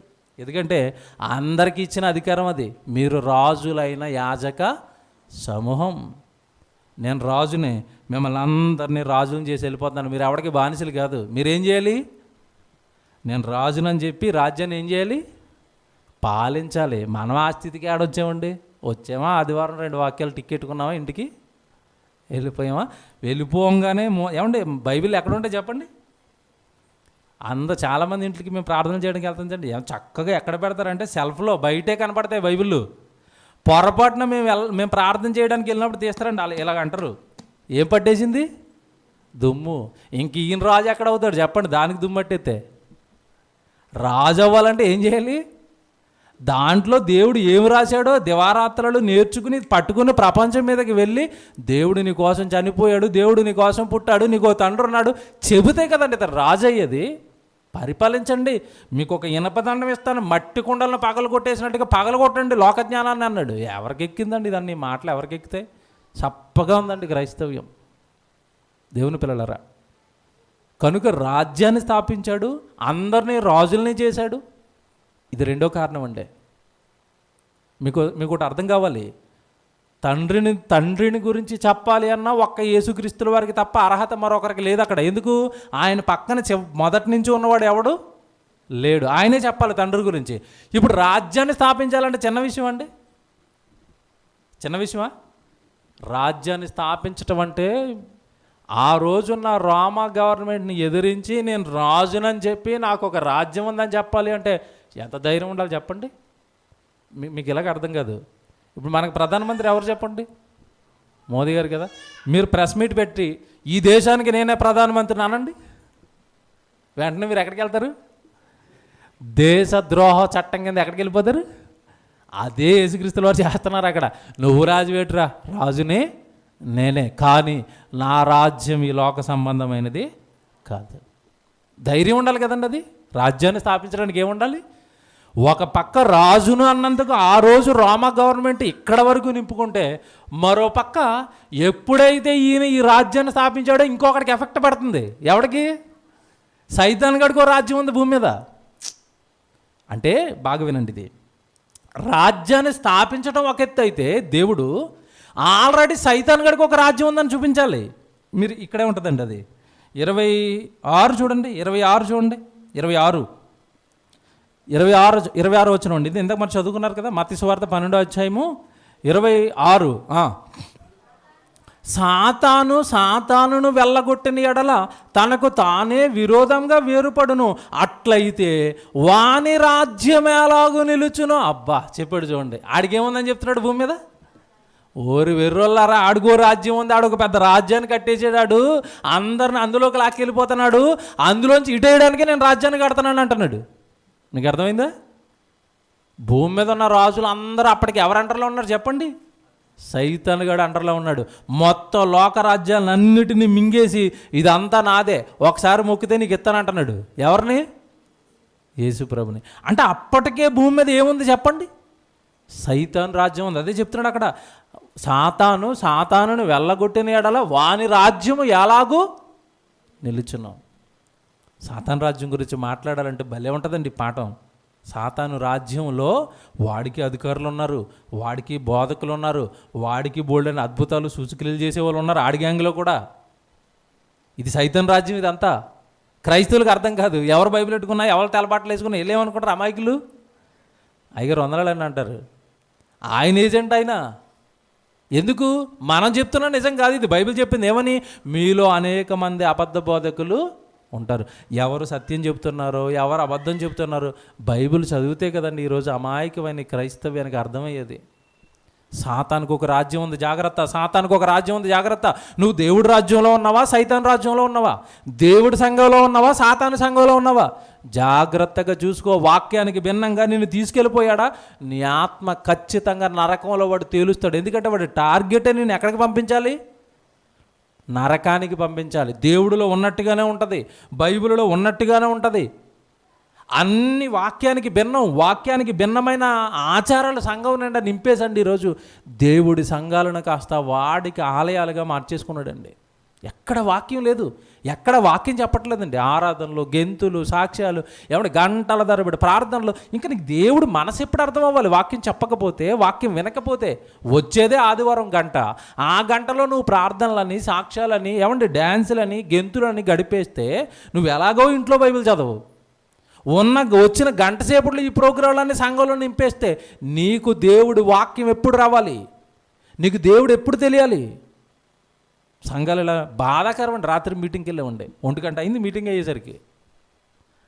ఏమంటే రాత్రి అక్కడ 1 గంటకి మేము బయలుదేరితే ఈ హైదరాబాద్ కాలేజ్ ముందు రాత్రి బండి ఆగేసరికి 4:30. ఎన్ని గంటలకు వచ్చారు తెలుసండి భక్తులు మీటింగ్కి? 10:30కి. మనకి ఆ 10:30కి మీటింగ్ అయిపోద్ది. ఇక్కడ 10:30కి వచ్చారండి. నెమ్మదిగా తినేసి పాస్టర్ గారు 9 గంటల నుంచి మైకిచ్చుకున్నాడు. ఆరాధన ఆరాధన అంటున్నాడు, పాటలు అంటున్నాడు. హైదరాబాద్ నుంచి సేవకులు వచ్చేసి రెండో మొర్రో అని మొత్తుకుంటున్నాడు అండి. నువ్వు ఎన్నైనా మొత్తుకో, మేము ఎప్పుడు వస్తాం?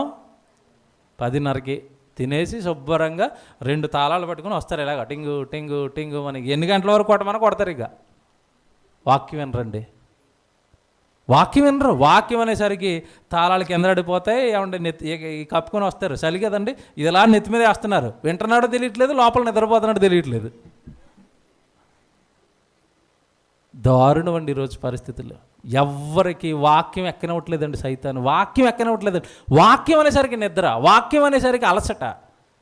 జోకులేండి ఎంతసేపు అయినా ఉంటారండి, పాటలు పాడిన ఎంతసేపు అయినా పాడతారు, ప్రార్థన అనండి ఎంతసేపు అయినా ఉంటారండి. మహానుభావుడు భూమి మీద ఉన్న కాలంలో ఆయనకున్న ఎంత బిజీ షెడ్యూల్, ఈ లోకానికి వచ్చి పెద్ద పెద్ద పనులు ఆయన చేయకుండా. ఏమంటే మీకు సంగతి చెప్తాను. ఇప్పుడు నేను కొన్ని పనులు చెప్తానండి చివరికి ప్రసంగాన్ని ముగించేసరికి. అందులో ఆయన ఒక్క పని చేయడం మిస్ అయిపోయినా ఈరోజు అసలు మనకి సంఘం ఉండకపోయింది తెలుసా? రాజ్యానికి కట్టలేదు అనుకోండి, ఆయన సంఘానికి కట్టలేదు అనుకోండి, మీరు నేను ఎక్కడ ఉంటాం చెప్పండి? ఇప్పుడు ఎక్కడ ఉంటాం? మీ ఏమండి అక్కోళ్ళు అందరూ వంట చేసుకుంటూ ఉంటారు, మనం అంతా ఎక్కడో రోడ్ల మీద తిరుగుతూ ఉంటాం. అదే కదా, క్రీస్తు ప్రాణం ఇచ్చి సంఘాన్ని కట్టాడు కనుక ఈరోజు సంఘంగా ఆయన సామ్రాజ్యంలోనికి వచ్చి ఆయన ఆరాధిస్తూ ఆయన మాటలు చదువుకుంటున్నాం. ఈరోజు ఈ సంఘం అనే సిస్టాన్ని ఆయన స్టార్ట్ చేయకపోతే మన పరిస్థితి ఏంటి చెప్పండి? సంఘాన్ని స్థాపించాడు భూమి మీద. రెండోది. మూడోదండి, ఇది కూడా పెద్దదే, పాపులను రక్షించాలి. ఇది చిన్నదా? ఆయన తప్ప ఇంకెవరైనా చేయగలరా? మీరు బాగా ఆలోచించండి. పాపులను ఎవరైనా రక్షించగలరా? ఎవరి వలన కాదు. ఎందుకంటే పాపులను రక్షించాలంటే ముందు ఇతను పరిశుద్ధుడై ఉండాలి, ఇతని రక్తం పవిత్రమైన రక్తం అయి ఉండాలి. ప్రవక్తలు అందరినీ తీసుకోండి, మంచివాళ్ళే, కానీ ఎక్కడో ఒక చోట ఏదో ఒక సందర్భంలో వాళ్ళు కూడా ఏం చేశారు? పడిపోయారు, చిన్న చిన్న తప్పులు చేశారు. కనుక పాపులను రక్షించడానికి, ప్రాణం పెట్టడానికి ఒకే ఒక ఎలిజిబుల్ క్యాండిడేట్ ఎవరు? యేసుప్రభు అండి. అందుకే బైబిల్లో ఉన్న మాట, పాపులను రక్షించుటకు క్రీస్తు యేసు లోకంలోనికి వచ్చానని ఉంటుంది. మనోళ్ళేమో పుట్టాడు అంటారు ఇల్లు. పాపులను రక్షించడానికి క్రీస్తు యేసు లోకంలోనికి వచ్చాడు వచ్చాడు వచ్చాడు. రెండో రాకడ అని భలే అంటారండి. రెండో రాకడ అయితే ముందుదేమవుతుంది? ఏమంటే క్రిస్మస్ని ఏ రాకడ అనాలి చెప్పండి. ఇప్పుడు రెండోసారి వచ్చేది రెండో రాకడ అంటున్నావు. అది రెండో రాకడ అయితే మొదట వచ్చింది మొదటి రాకడ కదండి. అది మొదటి రాకడ అన్న పదం విన్నారా ఎప్పుడైనా? బైబిల్ చెప్తుంది అదంతా. పాపులను రక్షించడానికి క్రీస్తు యేసు లోకంలోనికి మొదటి రాకడ ద్వారా వచ్చాడు. రక్షించడానికి ప్రాణం పెట్టాడు. పాపులందరి దగ్గరికి వెళ్ళాడండి, తిరిగాడండి. సమరయ స్త్రీని మార్చేశాడు, వ్యభిచారమందు పట్టుబడిన స్త్రీని మార్చేశాడు, పొట్టి జక్కైన మార్చేశాడు. ఎంతమందినండి మార్చేశాడండి. వలలు పట్టుకొని ఉన్నారు ఈ అపోస్తలులు 12 మంది.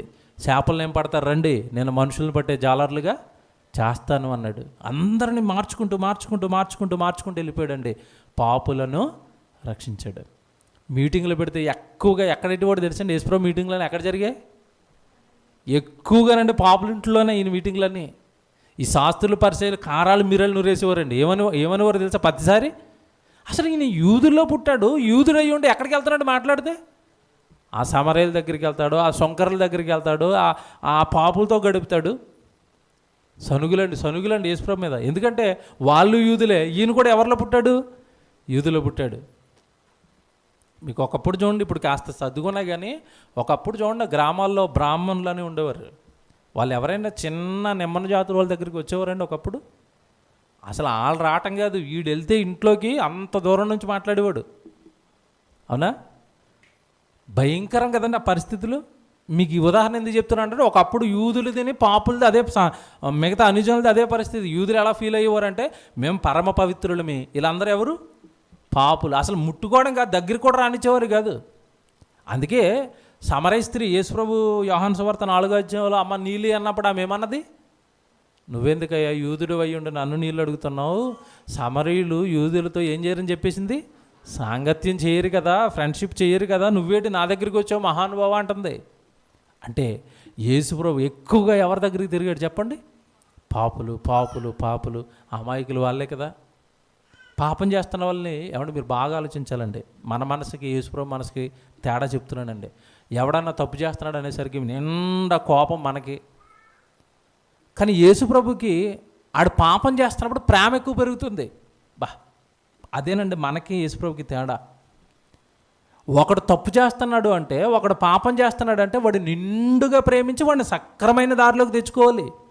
ఇది క్రైస్తవ్యానికి నేర్పింది. దూషించడం, ద్వేషించడం కాదు. అది క్రైస్తవ్యమే, క్రైస్తవ తత్వమే కాదు అది. కనుక పాపులతో తిరిగాడు, పాపుల కొరకు ప్రాణం పెట్టాడు, పాపులను రక్షించాడు. ఇప్పుడు ఎన్ని చెప్పాను చెప్పండి? 3. తండ్రిని గురించి చెప్పాలి, తర్వాత రాజ్యాన్ని స్థాపించాలి, రాజ్యాన్ని స్థాపించిన తర్వాత రాజ్యంలోనికి పాపులను రక్షించి చేర్చాలి. 3 కదా. 4వది ఇది చాలా ఇంపార్టెంట్ అండి. అప్పటికి మోషే గారి ద్వారా ధర్మశాస్త్రం అనేది వచ్చింది. ఎవరికి వచ్చింది? ఇశ్రాయేలుకి వచ్చింది. ధర్మశాస్త్రం అనేది ఇశ్రాయేలుకి వస్తే అప్పటికి దేవుడు అనే ఆయన ఇశ్రాయేలుకి మాత్రమే ఉన్నాడు తప్ప అన్యజనులకి దేవుడు లేడు. మళ్ళీ చెప్తున్నాను, యేసుక్రీస్తుల వారు ఈ లోకంలో 2020 సంవత్సరాల క్రితం అడుగుపెట్టే సమయానికి సృష్టికర్త ఎవరి దగ్గర ఉన్నాడు? యెహోవా తండ్రి. ఎవరికి తెలుసు? ఇశ్రాయేలుకి మాత్రమే తెలుసు. అన్యజనులకు తెలుసా? తెలీదు. మరి ఇప్పుడు యేసుక్రీస్తుల వారు రాకపోతే అన్యజనులకు దేవునిలోకి ఎంట్రీ అనేదే లేదు. అన్యజనులు అంటే మీకు అర్థం కాదు, మనమే. భారతదేశంలో పుట్టిన వాళ్ళంతా ఎవరు? అన్యజనులు. యూదులు, ఇశ్రాయేలు అంటే అక్కడ యాకోబు గర్భాన్ని పుట్టిన 12 గోత్రాల వారు మాత్రమే ఇశ్రాయేలు. వాళ్ళకి మాత్రమే ధర్మశాస్త్రం, వాళ్ళకి మాత్రమే దేవుడు. మరి అన్యజనులకు దేవుడు లేడు. మరి అన్యజనులను దేవుని వైపు చేర్చాల్సింది ఎవరు? యేసుప్రభే. అందుకేనండి ఎక్కువగా, ఇందాక మీకు చెప్పాను కదా, ఎక్కువగా ఆయన ఎక్కడ తిరిగేవాడు అంటే అన్యజనుల చుట్టూ, పాపుల చుట్టూ తిరిగేవాడు. ఒక మాట రాయబడి ఉందండి. యెషయా ప్రవచనం చెప్పాడు ఒకటి, అది మీరు చదవండి. 44వ అధ్యాయం అండి యెషయా గ్రంథం, లేదంటే 2వ అధ్యాయం చూద్దాం. యెషయా గ్రంథం 2వ అధ్యాయము 2వ వచనం చూడండి. యెషయా గ్రంథం 2వ అధ్యాయం 2వ వచనం అండి. అంత్యదినములలో పర్వతముల పైన యెహోవా మందిర పర్వతము పర్వత శిఖరమున స్థిరపరచబడిన కొండల కంటే ఎత్తుగా ఎత్తబడును. ఇది సంఘం గురించి చెప్తున్నాడండి. చాలా ఉన్నతమైన శిఖరాల మీద ఉంటుంది దేవుడి యొక్క రాజ్యం. కొండలకి శిఖరాలకు పైకి ఎక్కిపోద్ది. అంత ఉన్నతంగా ఈ లోకానికి దేవుడి రాజ్యం అనేది కనబడుతుంది అన్నాడు. ఆ తర్వాత చూస్తే ప్రవాహము వచ్చినట్టు సమస్త అన్యజనులు దానిలోనికి వచ్చేదరు. ప్రవాహం వచ్చినట్టు సమస్త అన్యజనులు దాంట్లోకి వచ్చేస్తారంట. దేంట్లోకి? సంఘంలోనికి. రావాలి అంటే యేసుక్రీస్తుల వారు బలి అవ్వాలి. అందుకే యేసుక్రీస్తుల వారు అందరికీ ప్రభు అని ఉంటుంది. మీకు తెలుసు కదా వాక్యం. ఎంతమందికి ప్రభు అంట? అందరికీ ప్రభు. ఈ మాట ఎవరు చెప్పారు? అంతమంది గోళ్ళ మీద చూస్తామండి. మాట ఎవరు చెప్పారు చెప్పండి. అది పేతురు గారు చెప్పారు. ఎందుకు చెప్పాడు చెప్పండి? పేతురు గారు కూడా షాక్ తగిలిన తర్వాత చెప్పాడు ఆ మాట. పేతురు గారిని దర్శనం వచ్చింది. దర్శనం వచ్చి అపవిత్రమైన జంతువులు పవిత్రమైన జంతువులు అని కొన్ని ఉన్నాయి కదా ఇశ్రాయేలుకి. ఆ అపవిత్రమైన జంతువులు కొన్ని దుప్పట్లో చూపించి ఆయన తిను అంటున్నాడు దర్శనంలో. పేతురు గారు ఏమంటున్నాడు తెలుసా? నేను పుట్టిన నాట నుండి ఎంత పవిత్రంగా ఉన్నాను నీకు తెలుసు కదా ప్రభా, నన్ను ఏట అపవిత్రమైన జంతువులు తినమంటున్నావు అన్నాడు. దర్శనం కట్ అయింది. కట్ అవ్వగానే కొంతమంది పేతురు గారి దగ్గరికి వచ్చారు. ఎక్కడి నుంచి వచ్చారు అంటే కొర్నేలి అనే అన్యజనుడి ఇంటి దగ్గర నుంచి కొంతమంది వచ్చి మా గురువుగారు మిమ్మల్ని రమ్మంటున్నారని కబురు పెట్టారు. మీకు ఎలా చెప్పారంటే మాకు దేవదూత చెప్పింది మిమ్మల్ని తీసుకురమ్మని అనగానే అప్పుడు అర్థమైందండి పేతురు గారికి. ఏమని? దేవుడు అన్యజనులు కూడా తన వైపు తీసుకుని వస్తున్నాడు. అప్పుడు వెళ్ళాడు కొర్నేలికి వాక్యం చెప్పాడు. కొర్నేలి అంటున్న అనేక మందికి వాక్యం చెప్పాడు. వాళ్ళందరినీ రక్షణలోకి తీసుకొచ్చాడు. మీకు ఒకసారి పాఠం చెప్పాను కదండి, కొర్నేలి నేర్పుతున్న పాఠం అని చెప్పాను. మొట్టమొదటి క్రైస్తవుడు అండి క్రీస్తులోనికి ఎంట్రీ ఇచ్చాడు అన్యజనుడు. అలా ఏమంటే కొర్నేలి ద్వారా ప్రారంభమైన అన్యజనుల రాక ఎప్పటికీ అంటే మనం అందరూ అన్యజనులే కదా, వీళ్ళందరూ క్రీస్తులోనికి వస్తున్నారు. 4వది చెప్పాను ఏంటి? అన్యజనులను దేవుడి యొద్దకు నడిపించాలి అంటే యేసుక్రీస్తుల వారు ఈ భూమి మీదకి వస్తేనే తప్ప. అంతకు ముందున్న ప్రవక్తలు అందరూ ఎవరిలో పుడుతున్నారు చెప్పండి? ప్రవక్తలు అందరూ ఎవరిలో పుట్టారు? యూదుల్లో నుండి పుడతారు, ఇశ్రాయేల్లో నుండి పుడతారు ప్రవక్తలు అందరూ. అన్యజనులు ప్రవక్త లేడు. అన్యజనులకు అసలు దేవుడు మాట లేదు. యేసుక్రీస్తుల వారితో జరిగిందండి. 4. ఇకపోతే 5వది, ఇది కూడా పెద్ద బలమైన కారణం అండి. ఈ పని కూడా యేసుప్రభు చేయాలి, మళ్ళీ ఎవరు చేయలేరు. 5వ కారణం ఏంటంటే మోషే ద్వారా ధర్మశాస్త్రం వచ్చింది. ఎవరికి? ఇశ్రాయేలుకి. మోషేకు ముందేమో పాపం అనే చెరలో ఉన్నారు. మోషే తర్వాత ఏ చెరలోకి వెళ్ళిపోయారండి వీళ్ళందరూ? ధర్మశాస్త్రం అనే చెరలోకి వెళ్ళిపోయారు. చెరను చెరగా పట్టుకొని పోవటం అనగా నేను పాఠం చెప్పాను నేను, మీరు విన్నారు, అదంతా యూట్యూబ్లో ఉంది. ఏమండి ధర్మశాస్త్రానికి ముందేమో పాపం అనే చెరలో ఉన్నారు. మోషే ధర్మశాస్త్రాన్ని ఇచ్చిన తర్వాత ఏది చెరగా మారిపోయింది? మళ్ళీ ధర్మశాస్త్రమే ఒక చెరగా మారిపోయింది. అనగా ధర్మశాస్త్రాన్ని పాటించలేక యూదులందరూ ఇశ్రాయేలులందరూ ఎలా మిగిలిపోతున్నారు? చివరికి పాపులుగా మిగిలిపోతున్నారు. ఎందుకంటే కఠినమైన ఆజ్ఞలు ఉన్నాయి కదండి. 10 ఆజ్ఞలు పాటించాలి. ఒక్క ఆజ్ఞ పాటించకపోయినా మిగతా 9 ఆజ్ఞల విషయంలో వీళ్ళు ఏమైపోతారు? తప్పిపోయిన వాళ్ళు అవుతారు. అలా ఎవరు కూడా దాన్ని పాస్ అవ్వలేకపోతున్నారు. దేన్ని? ధర్మశాస్త్రాన్ని. ఇప్పుడు ఏమంటే ప్రజలని నీతిమంతులుగా తీర్చడానికి వచ్చిన మొదటి ధర్మశాస్త్రమే చివరికి వాళ్ళ మీద భారంగా మారిపోయింది, చెరగా మారిపోయింది. ఇప్పుడు యేసుక్రీస్తుల వారి రాకతో ఆ ధర్మశాస్త్రం అనే చెరలో నుండి ఇశ్రాయేలును కూడా ఏం చేయాలి? విడిపించాలి. అందుకే మీరు మత్తయి సువార్త 5వ అధ్యాయం చదువుతున్నప్పుడు ఆ పాత ధర్మశాస్త్రాన్ని మార్చేస్తున్నాడు, ఎత్తేస్తున్నాడు. ఏమంటాడు? వ్యభిచారం అనగా మీకేం తెలుసు? వ్యభిచారం అనగా పాత నిబంధనలో మీరు ఏమన్నారు? స్త్రీ పురుషులు శరీరాలు కలిస్తేనే వ్యభిచారం కదా పాత చట్ట ప్రకారం. ఎత్తేస్తున్నాను దాన్ని, కొత్త చట్టం అన్నాడు. ఏంటి ఆ చట్టం? ఒక స్త్రీని మోహపు చూపుతో చూచువాడు అప్పుడే తన హృదయంలో వ్యభిచారం చేస్తున్నాడు. ఇది కొత్త ధర్మశాస్త్రం అన్నాడు. అంతే. నరహత్య చేయవద్దని చెప్పబడిన మాట మీరు విన్నారు కదా. నేను మీతో చెప్పినది ఏమనగా ఒక సహోదరుడిని వ్యర్థుడు అనేవాడు వాడిని ఏం చేస్తున్నాడు? నరహత్య చేసిన వాడితో సమానం అనేసాడు. అంటే చట్టాలు ధర్మశాస్త్రాన్ని మార్చేస్తున్నాడు. కంటికి కన్ను పంటికి పన్ను అని చెప్పబడిన మాట మీరు విన్నారు కదా. ఇప్పుడు నేను మీతో చెప్పింది ఏమనగా, ఎవడైనా మీ కుడి చెంప మీద కొడితే వాడి వైపునకు మీ ఎడమ చెంప కూడా తిప్పండి. కొత్త చట్టం. పాత నిబంధనలో పగ తీర్చుకోవడానికి దేవుడు అవకాశం ఇచ్చాడు, కానీ కొత్త నిబంధనలో పగ తీర్చుట నా పని, లాగేసుకున్నాడు ఆ పనిని, మీరు తీసుకోవద్దు నాయన అన్నాడు. అంటే అన్నీ మారిపోయినాయి. పాత నిబంధనలో ఇశ్రాయేలుకి ఇచ్చిన ఆశీర్వాదాలు వేరు. ఏ ఆశీర్వాదాలు ఇచ్చాడు వాళ్ళకి? ఇల్లు ఇచ్చాడు, పొలాలు ఇచ్చాడు, గొర్రెలు ఇచ్చాడు, పంటలు ఇచ్చాడు, అన్నీ ఏమన్నా సంతానం ఇచ్చాడు, మంచి అధికారాలు ఇచ్చాడు. ఇవన్నీ పాత నిబంధనల ఆశీర్వాదాలు.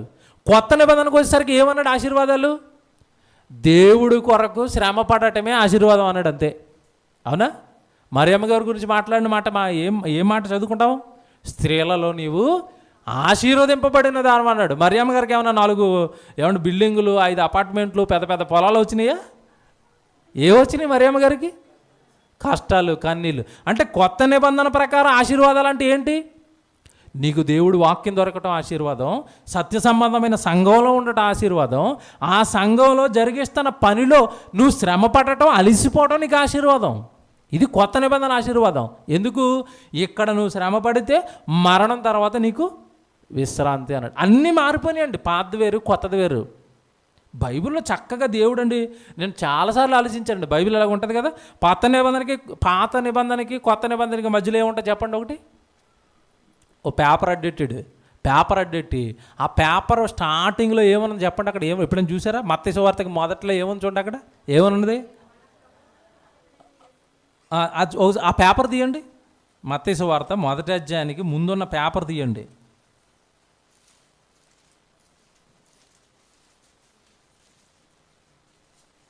తీసిరా? మన ప్రభువును రక్షకుడునైన యేసుక్రీస్తును గూర్చిన కొత్త నిబంధన గ్రంథము. అంటే అర్థం ఏంటి చెప్పండి? నిబంధన అన్న పదం ఏమంటే మన తెలుగు మర్చిపోయాం, ఇంగ్లీష్లో చెప్తాను. నిబంధనకి దగ్గర పదం అగ్రిమెంట్ అండి. అగ్రిమెంట్ అంటే మీకు అర్థమవుతుంది కదా.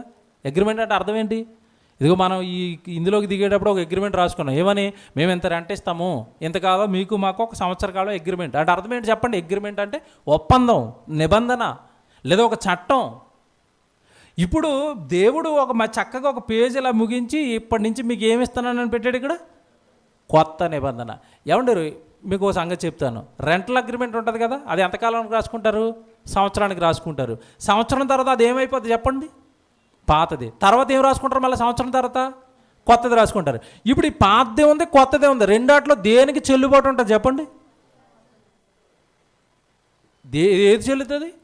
కొత్తగా రాసుకున్నది చెల్లుతుంది. పాతది ఏమైపోతుంది చెప్పండి? ఆటోమేటిక్గా అయిపోయింది, ఎక్స్పైర్ అయిపోయింది. అది పాత నిబంధన కూడా దేవుడు ఇశ్రాయేలుకి ఇచ్చిన ఆయన అది అయిపోయింది, నీకు కొత్తది వచ్చిందని ఇక్కడ పేజ్ పెట్టి కొత్త నిబంధన అని ఇంత పెద్ద రాసాడు. మళ్ళీ అక్కడ చిన్నగా ఉన్నాయి, పెద్దగా ఉన్నాయి, చూడండి అక్కడ ఇంతంత రాసాడండి. మళ్ళీ కొత్త అగ్రిమెంట్ ఆయన చూసుకో అన్నాడు. ఈ అగ్రిమెంట్ చూడలేదండి ఎవరు, మాకు అన్నీ అక్కడే బాగున్నాయి. ఎక్కడ? పాత రెంట తక్కువ ఉంటుంది, కొత్త రెంట ఎక్కువ ఉంటుంది. ఇప్పుడు ఏది నచ్చుతుంది అది మనిషికి? పాతదే నచ్చుతుంది, ఎందుకు? తక్కువ కదా. అలా ఉంది ఈరోజు క్రైస్తవుల పరిస్థితి. పాతనైనా అది ఇశ్రాయేలుకి ఇచ్చాను ఆయన, అది మీకు కాదు నాయన. రోమపత్రిక 9వ అధ్యాయం 4లో పౌలు గారు మొత్తుకుంటున్నది అదే కదండి. దత్తపుత్రత్వం, వాగ్దానాలు, ఆశీర్వాదాలు అన్నీ వాళ్ళవన్నాడు. లేదు మాకే అంటున్నారు వీళ్ళు. దేవుని పిల్లలరా, కనుక క్రీస్తు ఈ లోకానికి వచ్చిన వాటిల్లో ప్రథమమైనది ఆ ధర్మశాస్త్రం. ఆ పాత చెరలో నుండి అందరిని ఇశ్రాయేలుని విడిపించాలి. ఇశ్రాయేలును విడిపించి ఇశ్రాయేలీలను అలాగే అన్యజనులను ఇద్దరిని ఏకం చేయాలి. ఏకం చేశాడా? చేశాడు. మీరు రాసుకోండి, టైం అయిపోతుంది కదా. ఎఫెసీ పత్రిక 2వ అధ్యాయము 10 నుంచి మీరు రాసుకోండి. నోట్స్ రాసుకుని ఇంటికి వెళ్ళిన తర్వాత చదవండి. వాక్యాలన్నీ చదవాలండి, బైబిల్ బాగా. ఎఫెసీ పత్రిక 2వ అధ్యాయం 10 నుంచి అలా చదువుకుంటూ వచ్చేస్తే 14, 15, 16 వరకు చదవండి. అక్కడ ఏమంటాడు తెలుసా? ధర్మశాస్త్రం అనే మధ్య గోడను పడగొట్టి మన ఉభయులను ఏకము చేసెను అని ఉంటుంది. ఎఫెసీ పత్రిక 2వ అధ్యాయము 10, 11, 12, 13, 14 ఈ వచనాల్లో ఉంటుందండి ఇదంతా. అంటే ఒక పక్క అన్యజనులను, మరో పక్క ధర్మశాస్త్రం అని చెరలో ఉండిపోయిన ఇశ్రాయేలును ఇద్దరిని ఒకటి చేసి ఒక నూతన చట్టాన్ని దేవుడిచ్చేసాడు. అంటే యేసుక్రీస్తుల వారి రాకతో దేనికి అంతం పడింది అంటే ధర్మశాస్త్రానికే ముగింపు పడిపోయింది. రోమపత్రికలు అంటాడు, యేసుక్రీస్తుల వారు సిలువలో ధర్మశాస్త్రానికి ముగింపు పలికేశాడు. అయిపోయిందండి, క్లోజ్ అయిపోయింది ధర్మశాస్త్రం. అందులో రాయబడినవన్నీ నెరవేర్చేశాడు. ధర్మశాస్త్రంలో రాయబడినవన్నీ క్లోజ్ చేశాడు, దాన్ని కొత్త చట్టం ఇచ్చాడు. దేవుని పిల్లలారా, ఇన్ని పనులు పెట్టుకొని యేసుక్రీస్తుల వారు లోకానికి వచ్చి బిజీ బిజీ బిజీ బిజీ ఎప్పుడు కూడా ఏమనివాడండి, నేను నా తండ్రి పనుల మీద ఉండాలి, నేను నా తండ్రి పనుల మీద ఉండాలి, నాకు ఇచ్చిన టైం తక్కువ, నాకున్న పనులేమో ఎక్కువ. ఏమన్నా ఆయన చేస్తున్న పని ఒక్కొక్కటి వివరిస్తుంటే మీకు ఎలా ఉంది చెప్పండి? ఆయన తప్ప ఎవరైనా చేయగలరా ఇవి? ఇన్ని పనులు పెట్టుకుని రాజులకు రాజు, ప్రభువులు ప్రభు ఈ లోకానికి వచ్చి ఇన్ని పనులు చేసి ఇంత గొప్పగా దేవుడి గురించి చెబితే ఆయనకి పుట్టినరోజు చేస్తున్నారే తప్ప ఆయన ప్రారంభించిన ఈ పనుల్లో దేంట్లోనైనా పాత్ర తీసుకుంటున్నారా? మీరు చెప్పండి, దేంట్లోనైనా పాత్ర తీసుకుంటున్నారా? తండ్రిని గురించి చెప్పడానికి వచ్చాడండి, మనం ఏమైనా చెప్తున్నావా? ఆయన చేసి వెళ్ళిపోయాడు, దాన్ని కొనసాగించాలిగా. నువ్వేమైనా తండ్రి గురించి చెప్తావా? ఆయన రాజ్యాన్ని స్థాపించి వెళ్ళిపోయాడు, ఆ రాజ్య విస్తరణ కొరకు నువ్వేమైనా కష్టపడతావా? ధర్మశాస్త్రం అనే చెరలో ఉండిపోయారు అన్నాడు. ఇప్పటికీ మన క్రైస్తవులే ఆ పాత నిబంధనల ఆశీర్వాదాలని అక్కడ ఉండిపోయారు. ఇప్పటికీ క్రైస్తవులు వాళ్ళని విడిపించడానికి నువ్వేమైనా వాక్యాలు చెబుతున్నావా? యేసుక్రీస్తుల వారు చేసి వెళ్ళిపోయిన వాటికి కొనసాగింపు నువ్వేమైనా చేస్తున్నావా? ఇన్ని పనులండి. ఎన్ని చెప్పాను ఇప్పటికీ? 4, 5 అండి. చివరిది 6వదండి. ఇంకా చాలా చెప్పుకోవచ్చు, కొన్ని చెప్తున్నాను. 6వది ఇది ప్రథమమైందండి. 33.5 ఏళ్ళు ఎందుకు బ్రతికాడో ఇప్పుడు మీకు అర్థమైపోద్ది. 6వ కారణం ఏంటంటే, మట్టి శరీరంతో ఉండి కూడా పాపం చెయ్యకుండా బ్రతకగలం అన్నది నేర్పించాడు. మళ్ళీ చెప్తున్నాను, మట్టి శరీరంలో ఉండి కూడా ఏం చేయకుండా బ్రతకొచ్చు? పాపం చేయకుండా బ్రతకొచ్చు. ఆయన మట్టి శరీరంతో ఈ లోకానికి రాకుండా పరలోకంలో ఉండి ఈ వాక్యాలన్నీ మనకు చెప్తున్నాడు అనుకోండి. ఏమని? మీరు పరిశుద్ధులుగా ఉండాలి, మీరు పవిత్రులుగా ఉండాలి, మీరు అబద్ధాలు ఆడకూడదు, మీరు దొంగతనాలు చేయకూడదు, మీరు వ్యభిచారం చేయకూడదు అన్నారనుకోండి. ఈ మనుషులు మామూలు వాళ్ళు కాదు కదా. ఆయనకే ఒక క్వశ్చన్ వేసేవారు, ఏమని? నువ్వేంటి ప్రభా పరలోకంలో కూర్చుని ఎన్నైనా చెప్తావు, మాలాంటి దేహం ధరించుకుంటే నీకు అర్థమని అంటారు వీళ్ళు. అవునా? కనుక నీకే దేహం ఉందో ఆ దేహంలోకే నేను వస్తాను, కానీ నేను పాపం చెయ్యను. అంటే మట్టి శరీరంలో ఉండి కూడా పాపం చేయకుండా పవిత్రులుగా బ్రతకొచ్చు అన్నది నేర్పడానికి వచ్చాడు. అందుకే 1 సంవత్సరం కాదు, నేను ఉంటా 33.5 ఏళ్ళు ఉన్నాను కదా. సవాల్ అండి, ఒక సవాల్ చేశాడు యోహాను సువార్త, మీకు తెలుసు అంతా. 33.5 ఏళ్ళు ఉన్నాను కదా, నాలో పాపం ఉన్నదని మీలో ఎవడు స్థాపిస్తాడు అన్నాడు. ఎక్కడ? ఆయన ఏ ప్రాంతంలో పెరిగాడో, ఏ ప్రాంతంలో తిరిగాడో అదే ప్రాంతంలో నిలబడి చెప్పాడు, నాలో పాపం ఉన్నదని మీలో ఎవడు ఎవడు. మనం ఈ డైలాగు మన ఊర్లో వేయగలమా చెప్పండి? మీ ఊర్లో నాలో పాపం ఉందని మీలో ఎవడు చెప్తాడు? రానండి, ఇటు నుంచి కొంతమంది, ఇటు నుంచి కొంతమంది, ఇటు నుంచి కొంతమంది వస్తారు. అవునా? ఎన్నిసార్లు రా నేను అక్కడ చూశాను, ఎక్కడ? కళ్ళు దుకాణం కాడ. ఎన్నిసార్లు రా నువ్వు అబద్ధాలు ఆడుతుంటే చూశాను, ఎన్నిసార్లు రా నువ్వు దొంగతనం చేస్తావు, నువ్వా మాకు నీతులు చెప్పడానికి వచ్చావు అంటారా? అనరా? మనకిది. కానీ యేసు ప్రభు ఎక్కడ పెరిగాడు అక్కడేనని అంటున్నాడు. ఎంత ధైర్యం ఉండాలండి, నాలో పాపం ఉన్నదని మీలో ఎవడని చూపిస్తాడా? ఒకడు సింగిల్, ఒకడు చూపించండి నాలో అన్నాడు. అంటే మట్టి శరీరంతో ఉండి కూడా ఎలా బ్రతకొచ్చు? పాపం చేయకుండా పరమ తండ్రి కొరకు ఈ దేహాన్ని ఇవ్వచ్చు అన్నది నిరూపించాడు. దేహాన్ని ఇచ్చేయచ్చండి, యేసుప్రభు ఇచ్చేశాడు, మనలాంటి దేహమే. ఎందుకు వచ్చాడు అనేసరికి పౌలు గారు ఒక మంచి వివరణ హెబ్రీ పత్రికలో ఇచ్చారండి. 2వ అధ్యాయం చూడండి, హెబ్రీ పత్రిక 2వ అధ్యాయము, ముగిస్తాను ఇక. హెబ్రీలకు రాసిన పత్రిక 2వ అధ్యాయము 14వ వచనం చూడండి. హెబ్రీ పత్రిక 2వ అధ్యాయము 14వ వచనం అండి. కాబట్టి ఆ పిల్లలు రక్తమాంసములు గలవారైనందున ఆ ప్రకారమే, చూడండి ఆ పిల్లలు ఎలాంటి వాళ్ళంట? రక్తమాంసములు గలవారైనందున ఆ ప్రకారమే అంటున్నాడు. చూడండి, ఆ ప్రకారమే మరణము యొక్క బలము గలవానిని, అనగా అపవాదిని మరణము ద్వారా నశింపచేయుటకును జీవితకాలం అంతయు అన్నాడు. చూడండి, జీవితకాలం అంతయు మరణ భయము చేత దాస్యమునకు లోబడిన వారిని విడిపించుటకును ఆయన కూడా రక్తమాంసములలో పాలివాడయ్యాడు. ఎంత బాగుంది చూడండి. ఎందుకు వచ్చాడంటే ఈ రక్తమాంసాల్లోకి? మరణ భయం చేత పాపం చేసి చచ్చిపోయి నరకానికి సిద్ధపడి పాప భయంతో, మరణ భయంతో కొట్టుమిట్టాడుతున్న ఈ ప్రపంచానికి ఎందుకురా పాపం చేయటం, ఎందుకురా పాపం చేసి ఆ నరకానికి పోవటం అని మరణానికి లోనైన ఆ దాస్యంలో కొట్టుమిట్టాడుతున్న వాళ్ళందరినీ పాపం చెయ్యకుండా రక్తమాంసాలు కలిగిన వాడు కూడా పరిశుద్ధుడిగా జీవించవచ్చు అన్నది నేర్పడి ప్రపంచానికి. ఒక్క యేసు ప్రభు తప్పండి ఇంకెవ్వరు ఏ నరమాత్రుడు కనపడ్డండి పాపము లేనివాడు. అంటే ఒక ఎగ్జాంపుల్, రక్తమాంసాల్లో ఉండి కూడా దేవుడి కొరకు బ్రతకొచ్చు, రక్తమాంసాల్లో ఉండి కూడా పాపం చేయకుండా ఉండొచ్చు, రక్తమాంసాల్లో ఉండి కూడా పరమ తండ్రికి పూర్తిగా జీవితాన్ని అర్పించవచ్చు. నీకు ఆ గట్స్ ఉంటే, తండ్రి కొరకు బ్రతకాలన్న నిర్ణయం ఖచ్చితంగా బలంగా నువ్వు తీసుకుంటే జీవితకాలం అంతా తండ్రి కొరకు బ్రతకొచ్చు అని ప్రాక్టికాలిటీ అండి. ప్రాక్టికాలిటీ చేసి చూపించేశాడు ఈ లోకానికి. ఏంటండి ఆయన జీవితం ఏంటండి? ఎక్కడ స్వలాభం లేదు, ఎక్కడ సొంత ఆలోచనలు లేవు, ఎక్కడ సొంత కోరికలు లేవు, ఇల్లు లేదు, పొలం లేదు, పిల్లలు లేరు, సంసారం లేదు, తండ్రి తండ్రి తండ్రి తండ్రి, జీవితకాలం అంతా పరమ తండ్రి కొరకు ఇంత గొప్పగా బ్రతకొచ్చు అని చేసి చూపించాడండి ప్రాక్టికల్గా. ఇది పెద్దదండి, ఇది పెద్ద కారణం రక్తమాంసాల్లోకి ఎందుకు వచ్చాడు. ఇక చివరిది ఇంకా చాలా చెప్పుకోవచ్చు, కానీ ప్రాముఖ్యమైనది ఒకటి ఉంది. ఆ చివరిది ఏంటంటే ఆయన రాకతోనే అంచె దినాలు అనేవి ప్రారంభించేశాడండి. అవునా?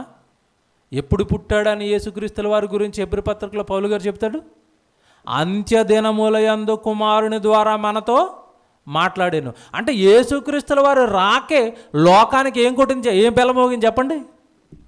అంత్య దినాలు, చివరి దినాలనే బెల్ల మోగింది. యుగముల సమాప్తి యందు తన్ను తానే బలిగా మన కొరకు అర్పించుకొనెను అంటాడు హెబ్రీ పత్రిక 9:26. అలాగే పేతురుపత్రికలో కూడా అంటాడు, కడవరి దినముల యందు ఆయన మనకు ప్రత్యక్షపరచబడిన అంటాడు పౌలు గారు. ఇవన్నీ వాక్యాలండి, టైం అయిపోయిందని చూపించట్లేదు నిన్న.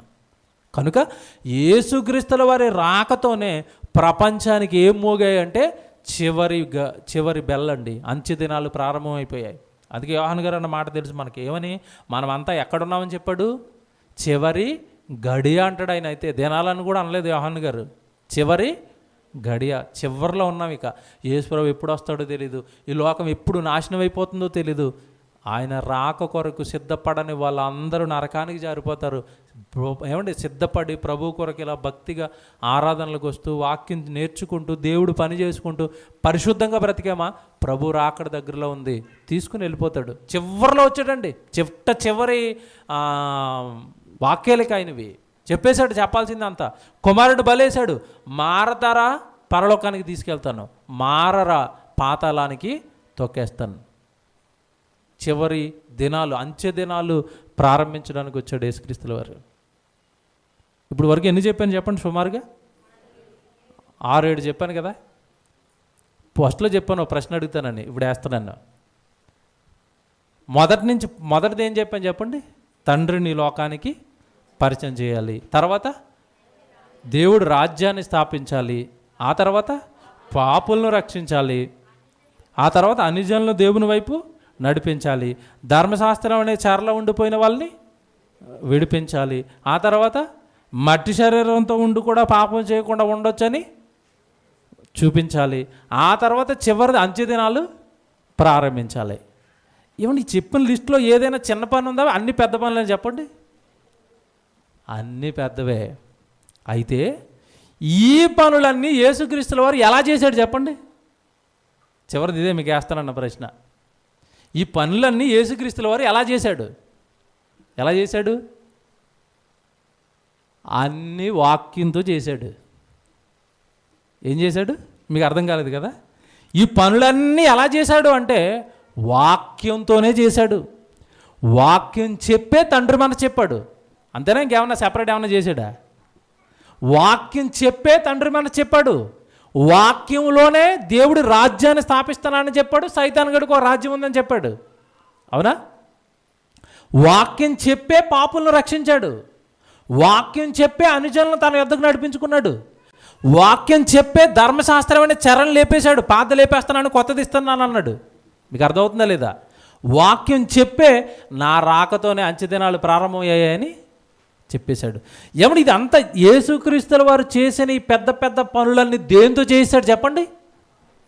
వాక్యంతో, వాక్యంతో, వాక్యంతో. అందుకేనండి ఆయన అన్న మాట ఈరోజు మీకు అర్థమవుతుంది. ఒక మాట అంటాడు ఆయన, రండి ఇతర సమీప గ్రామములో ప్రకటించుటకు వెళదాం అన్నాడు. ఎందుకు వెళ్ళాలి అంటే, ఇదిగో వాక్యం ద్వారా నేను ఇన్ని పనులు చేయాలి. మనం కూడా ఆ పనులను ఈరోజు ఎలా చేయాలి? మనం కూడా ఎలా చేయాలి? వాక్యం చెప్పే కదండి. దెయ్యం పుట్టిగానే పాఠం చెప్పాం. ఎలా చెప్తాం? మనకేమన్నా ల్యాబ్లు ఉన్నాయా దెయ్యాన్ని చూపించడానికి? దేంతో చెప్తాం దెయ్యం ఉందని? వాక్యంతో. పాపం అనేది దేంతో చెప్తాం? వాక్యంతో. పరలోకం ఉందని దేంతో చెప్తాం? వాక్యంతో. అంటే అన్ని పనులు నువ్వు దేంతో చేయగలవు ఈరోజు అంటే, నువ్వు వాక్యం నేర్చుకుంటే చేయగలవు. యేసుప్రభు చేసినవి. అంతే తప్ప గుడికి వస్తాను వెళ్ళిపోతాను అంటే ఏం కాదండి. అందుకేనండి మనం ఎలాగో కాస్త అక్కడక్కడ ఉండిపోయామనే యవనస్తులకు ఏమంటే యూత్ మీటింగ్ పెట్టి వాళ్ళకి వాక్యం నేర్పుతున్నాం. మత్తయి సువార్త అంతా చదివించి వాళ్ళకి పరీక్షలు పెడుతున్నాం. మత్తయి సువార్త మీద పరీక్షలు రాస్తున్నారు వాళ్ళు. ఏమంటే ఇటు మరో పక్క ఈ పిల్లలండి, చిన్నపిల్లలకి ఒక టీంనే పెట్టామే, 4 టీచర్లు, ఒక ఇన్ఛార్జు, వాళ్ళకి ప్రతిరోజు పాఠాలు చెప్పటం, మళ్ళీ అప్పచెప్పించుకోవటం, వాళ్ళతో వీడియోలు చేయించటం, వాళ్ళని రుద్దుతున్నారండి పిల్లల్ని. ఇంటర్నేషనల్ స్కూల్లో రుద్దుతారు చూడండి, అలా రుద్దుతున్నారు టీచర్ల పాపాలని. మెసేజ్ల మీద మెసేజ్లు ఆ గ్రూప్లో, వీడియోలు పెట్టండి, నేర్చుకోండి వాక్యాలు, వీడియోలు పెట్టండి. మంచి సిస్టమ్ అండి. ఇదంతా ఎందుకు చేస్తున్నాం తెలుసండి? యేసు ప్రభు వాక్యంతోనే సమస్తం చేశాడు. మనం కూడా వాక్యంతోనే సమస్తం చేయగలమండి. వాక్యం ఉంటే అన్నీ ఉన్నట్టేనండి. ప్రతి సమస్యకు సొల్యూషను వాక్యమే. ప్రతి సమస్యకు ఏమండి మూలం, సూత్రం. ఆ సమస్య పరిష్కారానికి నీకు ఆధారం కావాలి అంటే వాక్యం దగ్గరికి రావాలి. కనుక యేసు ప్రభు ఇంత పెద్ద పెద్ద కార్యక్రమాలన్నీ వాక్యంతో చేసేశాడు. వాటిని కొనసాగించాల్సిన బాధ్యత మాత్రం మన మీద ఉంది. పండగలు చేసి ఇప్పుడు చేసుకోండి, తప్పు అంటలేదని, చేయండి. యేసుప్రభు పుట్టాడు, ఆనందమే, కాదంటం లేదు. కానీ 25 ఒక్కరోజు పండగ చేస్తావు, మరి 26 డ్యూటీకి వెళ్ళిపోతావా? 27 మీ బంధువుల ఇంటికి వెళ్ళిపోతావా? ఒక్కరోజు ఆయనకి హ్యాపీ, మిగతా అన్ని రోజులు నీకు హ్యాపీయా? ఇదేం దారుణం అండి. ప్రారంభం పెట్టిన ఆయనకి నువ్వు ఇచ్చే సంతోషం ఇదా? నీ కొరకు మహాలోకాన్ని విడిచిపెట్టి ఈ లోకానికి వచ్చి నీ కోసం 33.5 సంవత్సరాలు ఉంటే ఒక్కరోజు ఏమంటే సంవత్సరానికి రోజు పండగ చేసి హ్యాపీగా ఉన్నాడు మా ప్రభుని ఇంటికి వెళ్ళిపోతావా? ఏంటండి ఇవి? ఎక్కడ దేవుడు, ఎక్కడ వాక్యం, ఎక్కడ క్రైస్తవ్యం? దేవుని పిల్లలరా, కనుక ఇవన్నీ మీరు జ్ఞాపకం పెట్టుకోండి. పెద్ద పెద్ద పనులు పెట్టుకుని లోకానికి వచ్చాడు. టైం సరిపోవట్లేదండి. మహానుభావుడు నిద్రపోలేదండి పనులు చేయడానికి. మనమేమో హ్యాపీగా నిద్రపోతున్నాం. పని లేదు, పాట లేదు, సువార్త లేదు. నిద్ర, తిండి. నిద్ర లేదు, తిండి లేదు, పరమ తండ్రి పని, యేసుక్రీస్తు వారి జీవితం. కానీ ఈరోజు మనకి ఎందుకు ఆ స్థాయికి, ఆ స్థితికి ఇంకా రాలేదండి. ఎక్కడో అలాగున్నాం అంతే. రాలేదా? పరలోకాన్ని పోగొట్టుకుంటామండి. ఎన్ని ప్రసంగాలు విన్నా నాకు కాదనుకుంటావా? నరకమే. ఏం చేయలేమండి. ప్రార్థన చేసుకుందాం. ప్రేమ కలిగిన మా తండ్రి, మీ కుమారుడి లోకానికి పంపించి తండ్రి, ఉన్నంత కాలం మీ పని అలిసిపోయాడు తండ్రి. ఈ లోకంలో ఆయన మాత్రమే చేయాల్సిన ఎన్నో పనులు, ఆ పనులు పెట్టుకుని లోకానికి వచ్చి పని ముగిసిపోయేంత వరకు అలిసిపోయాడు తండ్రి. ఆ పని కొరకే రక్తం కార్చేశాడు, ఆ పని కొరకే జీవితాన్ని ఇచ్చేశాడు, ఆ పని కొరకే తన బ్రతుకుని అంతా తారపోశాడు. ఆ ప్రభువుని ధరించిన ఈరోజు క్రైస్తవులుగా చెప్పుకుంటూ, పేరులో మా ప్రభు క్రీస్తుని ధరించుకుంటూ, ఆయన చేసిన త్యాగాలు లేవు, ఆయన చేసిన పనులు లేవు. ఈరోజు పండగల పేరట ఆనందిస్తున్నారే తప్ప ప్రభు పడిన కష్టాలు ఎవరికి తెలియకుండా పోయాయి.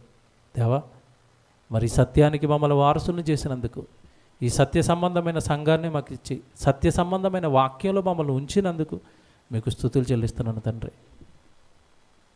ప్రపంచానికి తెలియని సంగతులు మాకు వాక్యం ద్వారా ఇక్కడ నేర్పిస్తున్నారు. ప్రపంచం మోసపోయిన వాటిల్లో మేము పోకుండా తండ్రి మమ్మల్ని వేరుపరిచి నిలబెట్టారు. అందును బట్టి మీకు స్తుతులు చెల్లిస్తూ, ఈ సంఘం కొరకు కష్టపడుతున్న ప్రతి బిడ్డను జ్ఞాపకం చేసుకున్నాడు తండ్రి. ఇక్కడికి వచ్చిన ప్రతి బిడ్డ సత్యం నేర్చుకుంటారు, వాక్యం నేర్చుకుంటారు, వారిని వారు మార్చుకుంటారు, మీ పని చేస్తారు, మీ పరలోకానికి వెళతారు. పరలోకానికి చేర్చే ఒక మంచి సంఘంగా మరి సంఘాన్ని నిలబెట్టారు.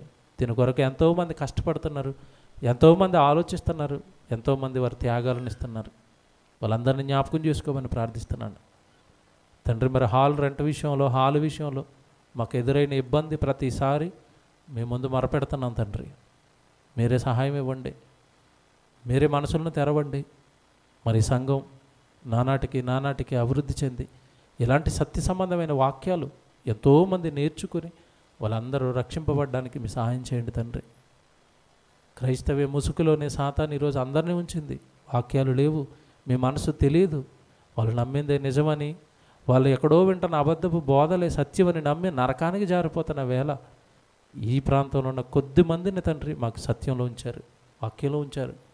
అందరి బట్టి మీకు స్తుతులు చెల్లిస్తూ వచ్చిన మీ పిల్లలందరినీ జ్ఞాపకం చేసుకోమని, చెప్పిన వాక్యాన్ని తండ్రి మీ పిల్లలు విస్తరింప చేయడానికి వారి మనసులను తెరవమని ప్రార్థిస్తూ యేసుక్రీస్తు వారి పేరటి ప్రార్థన అడిగి వేడుకొనిచున్నాము తండ్రి. ఆమేన్. అందరికీ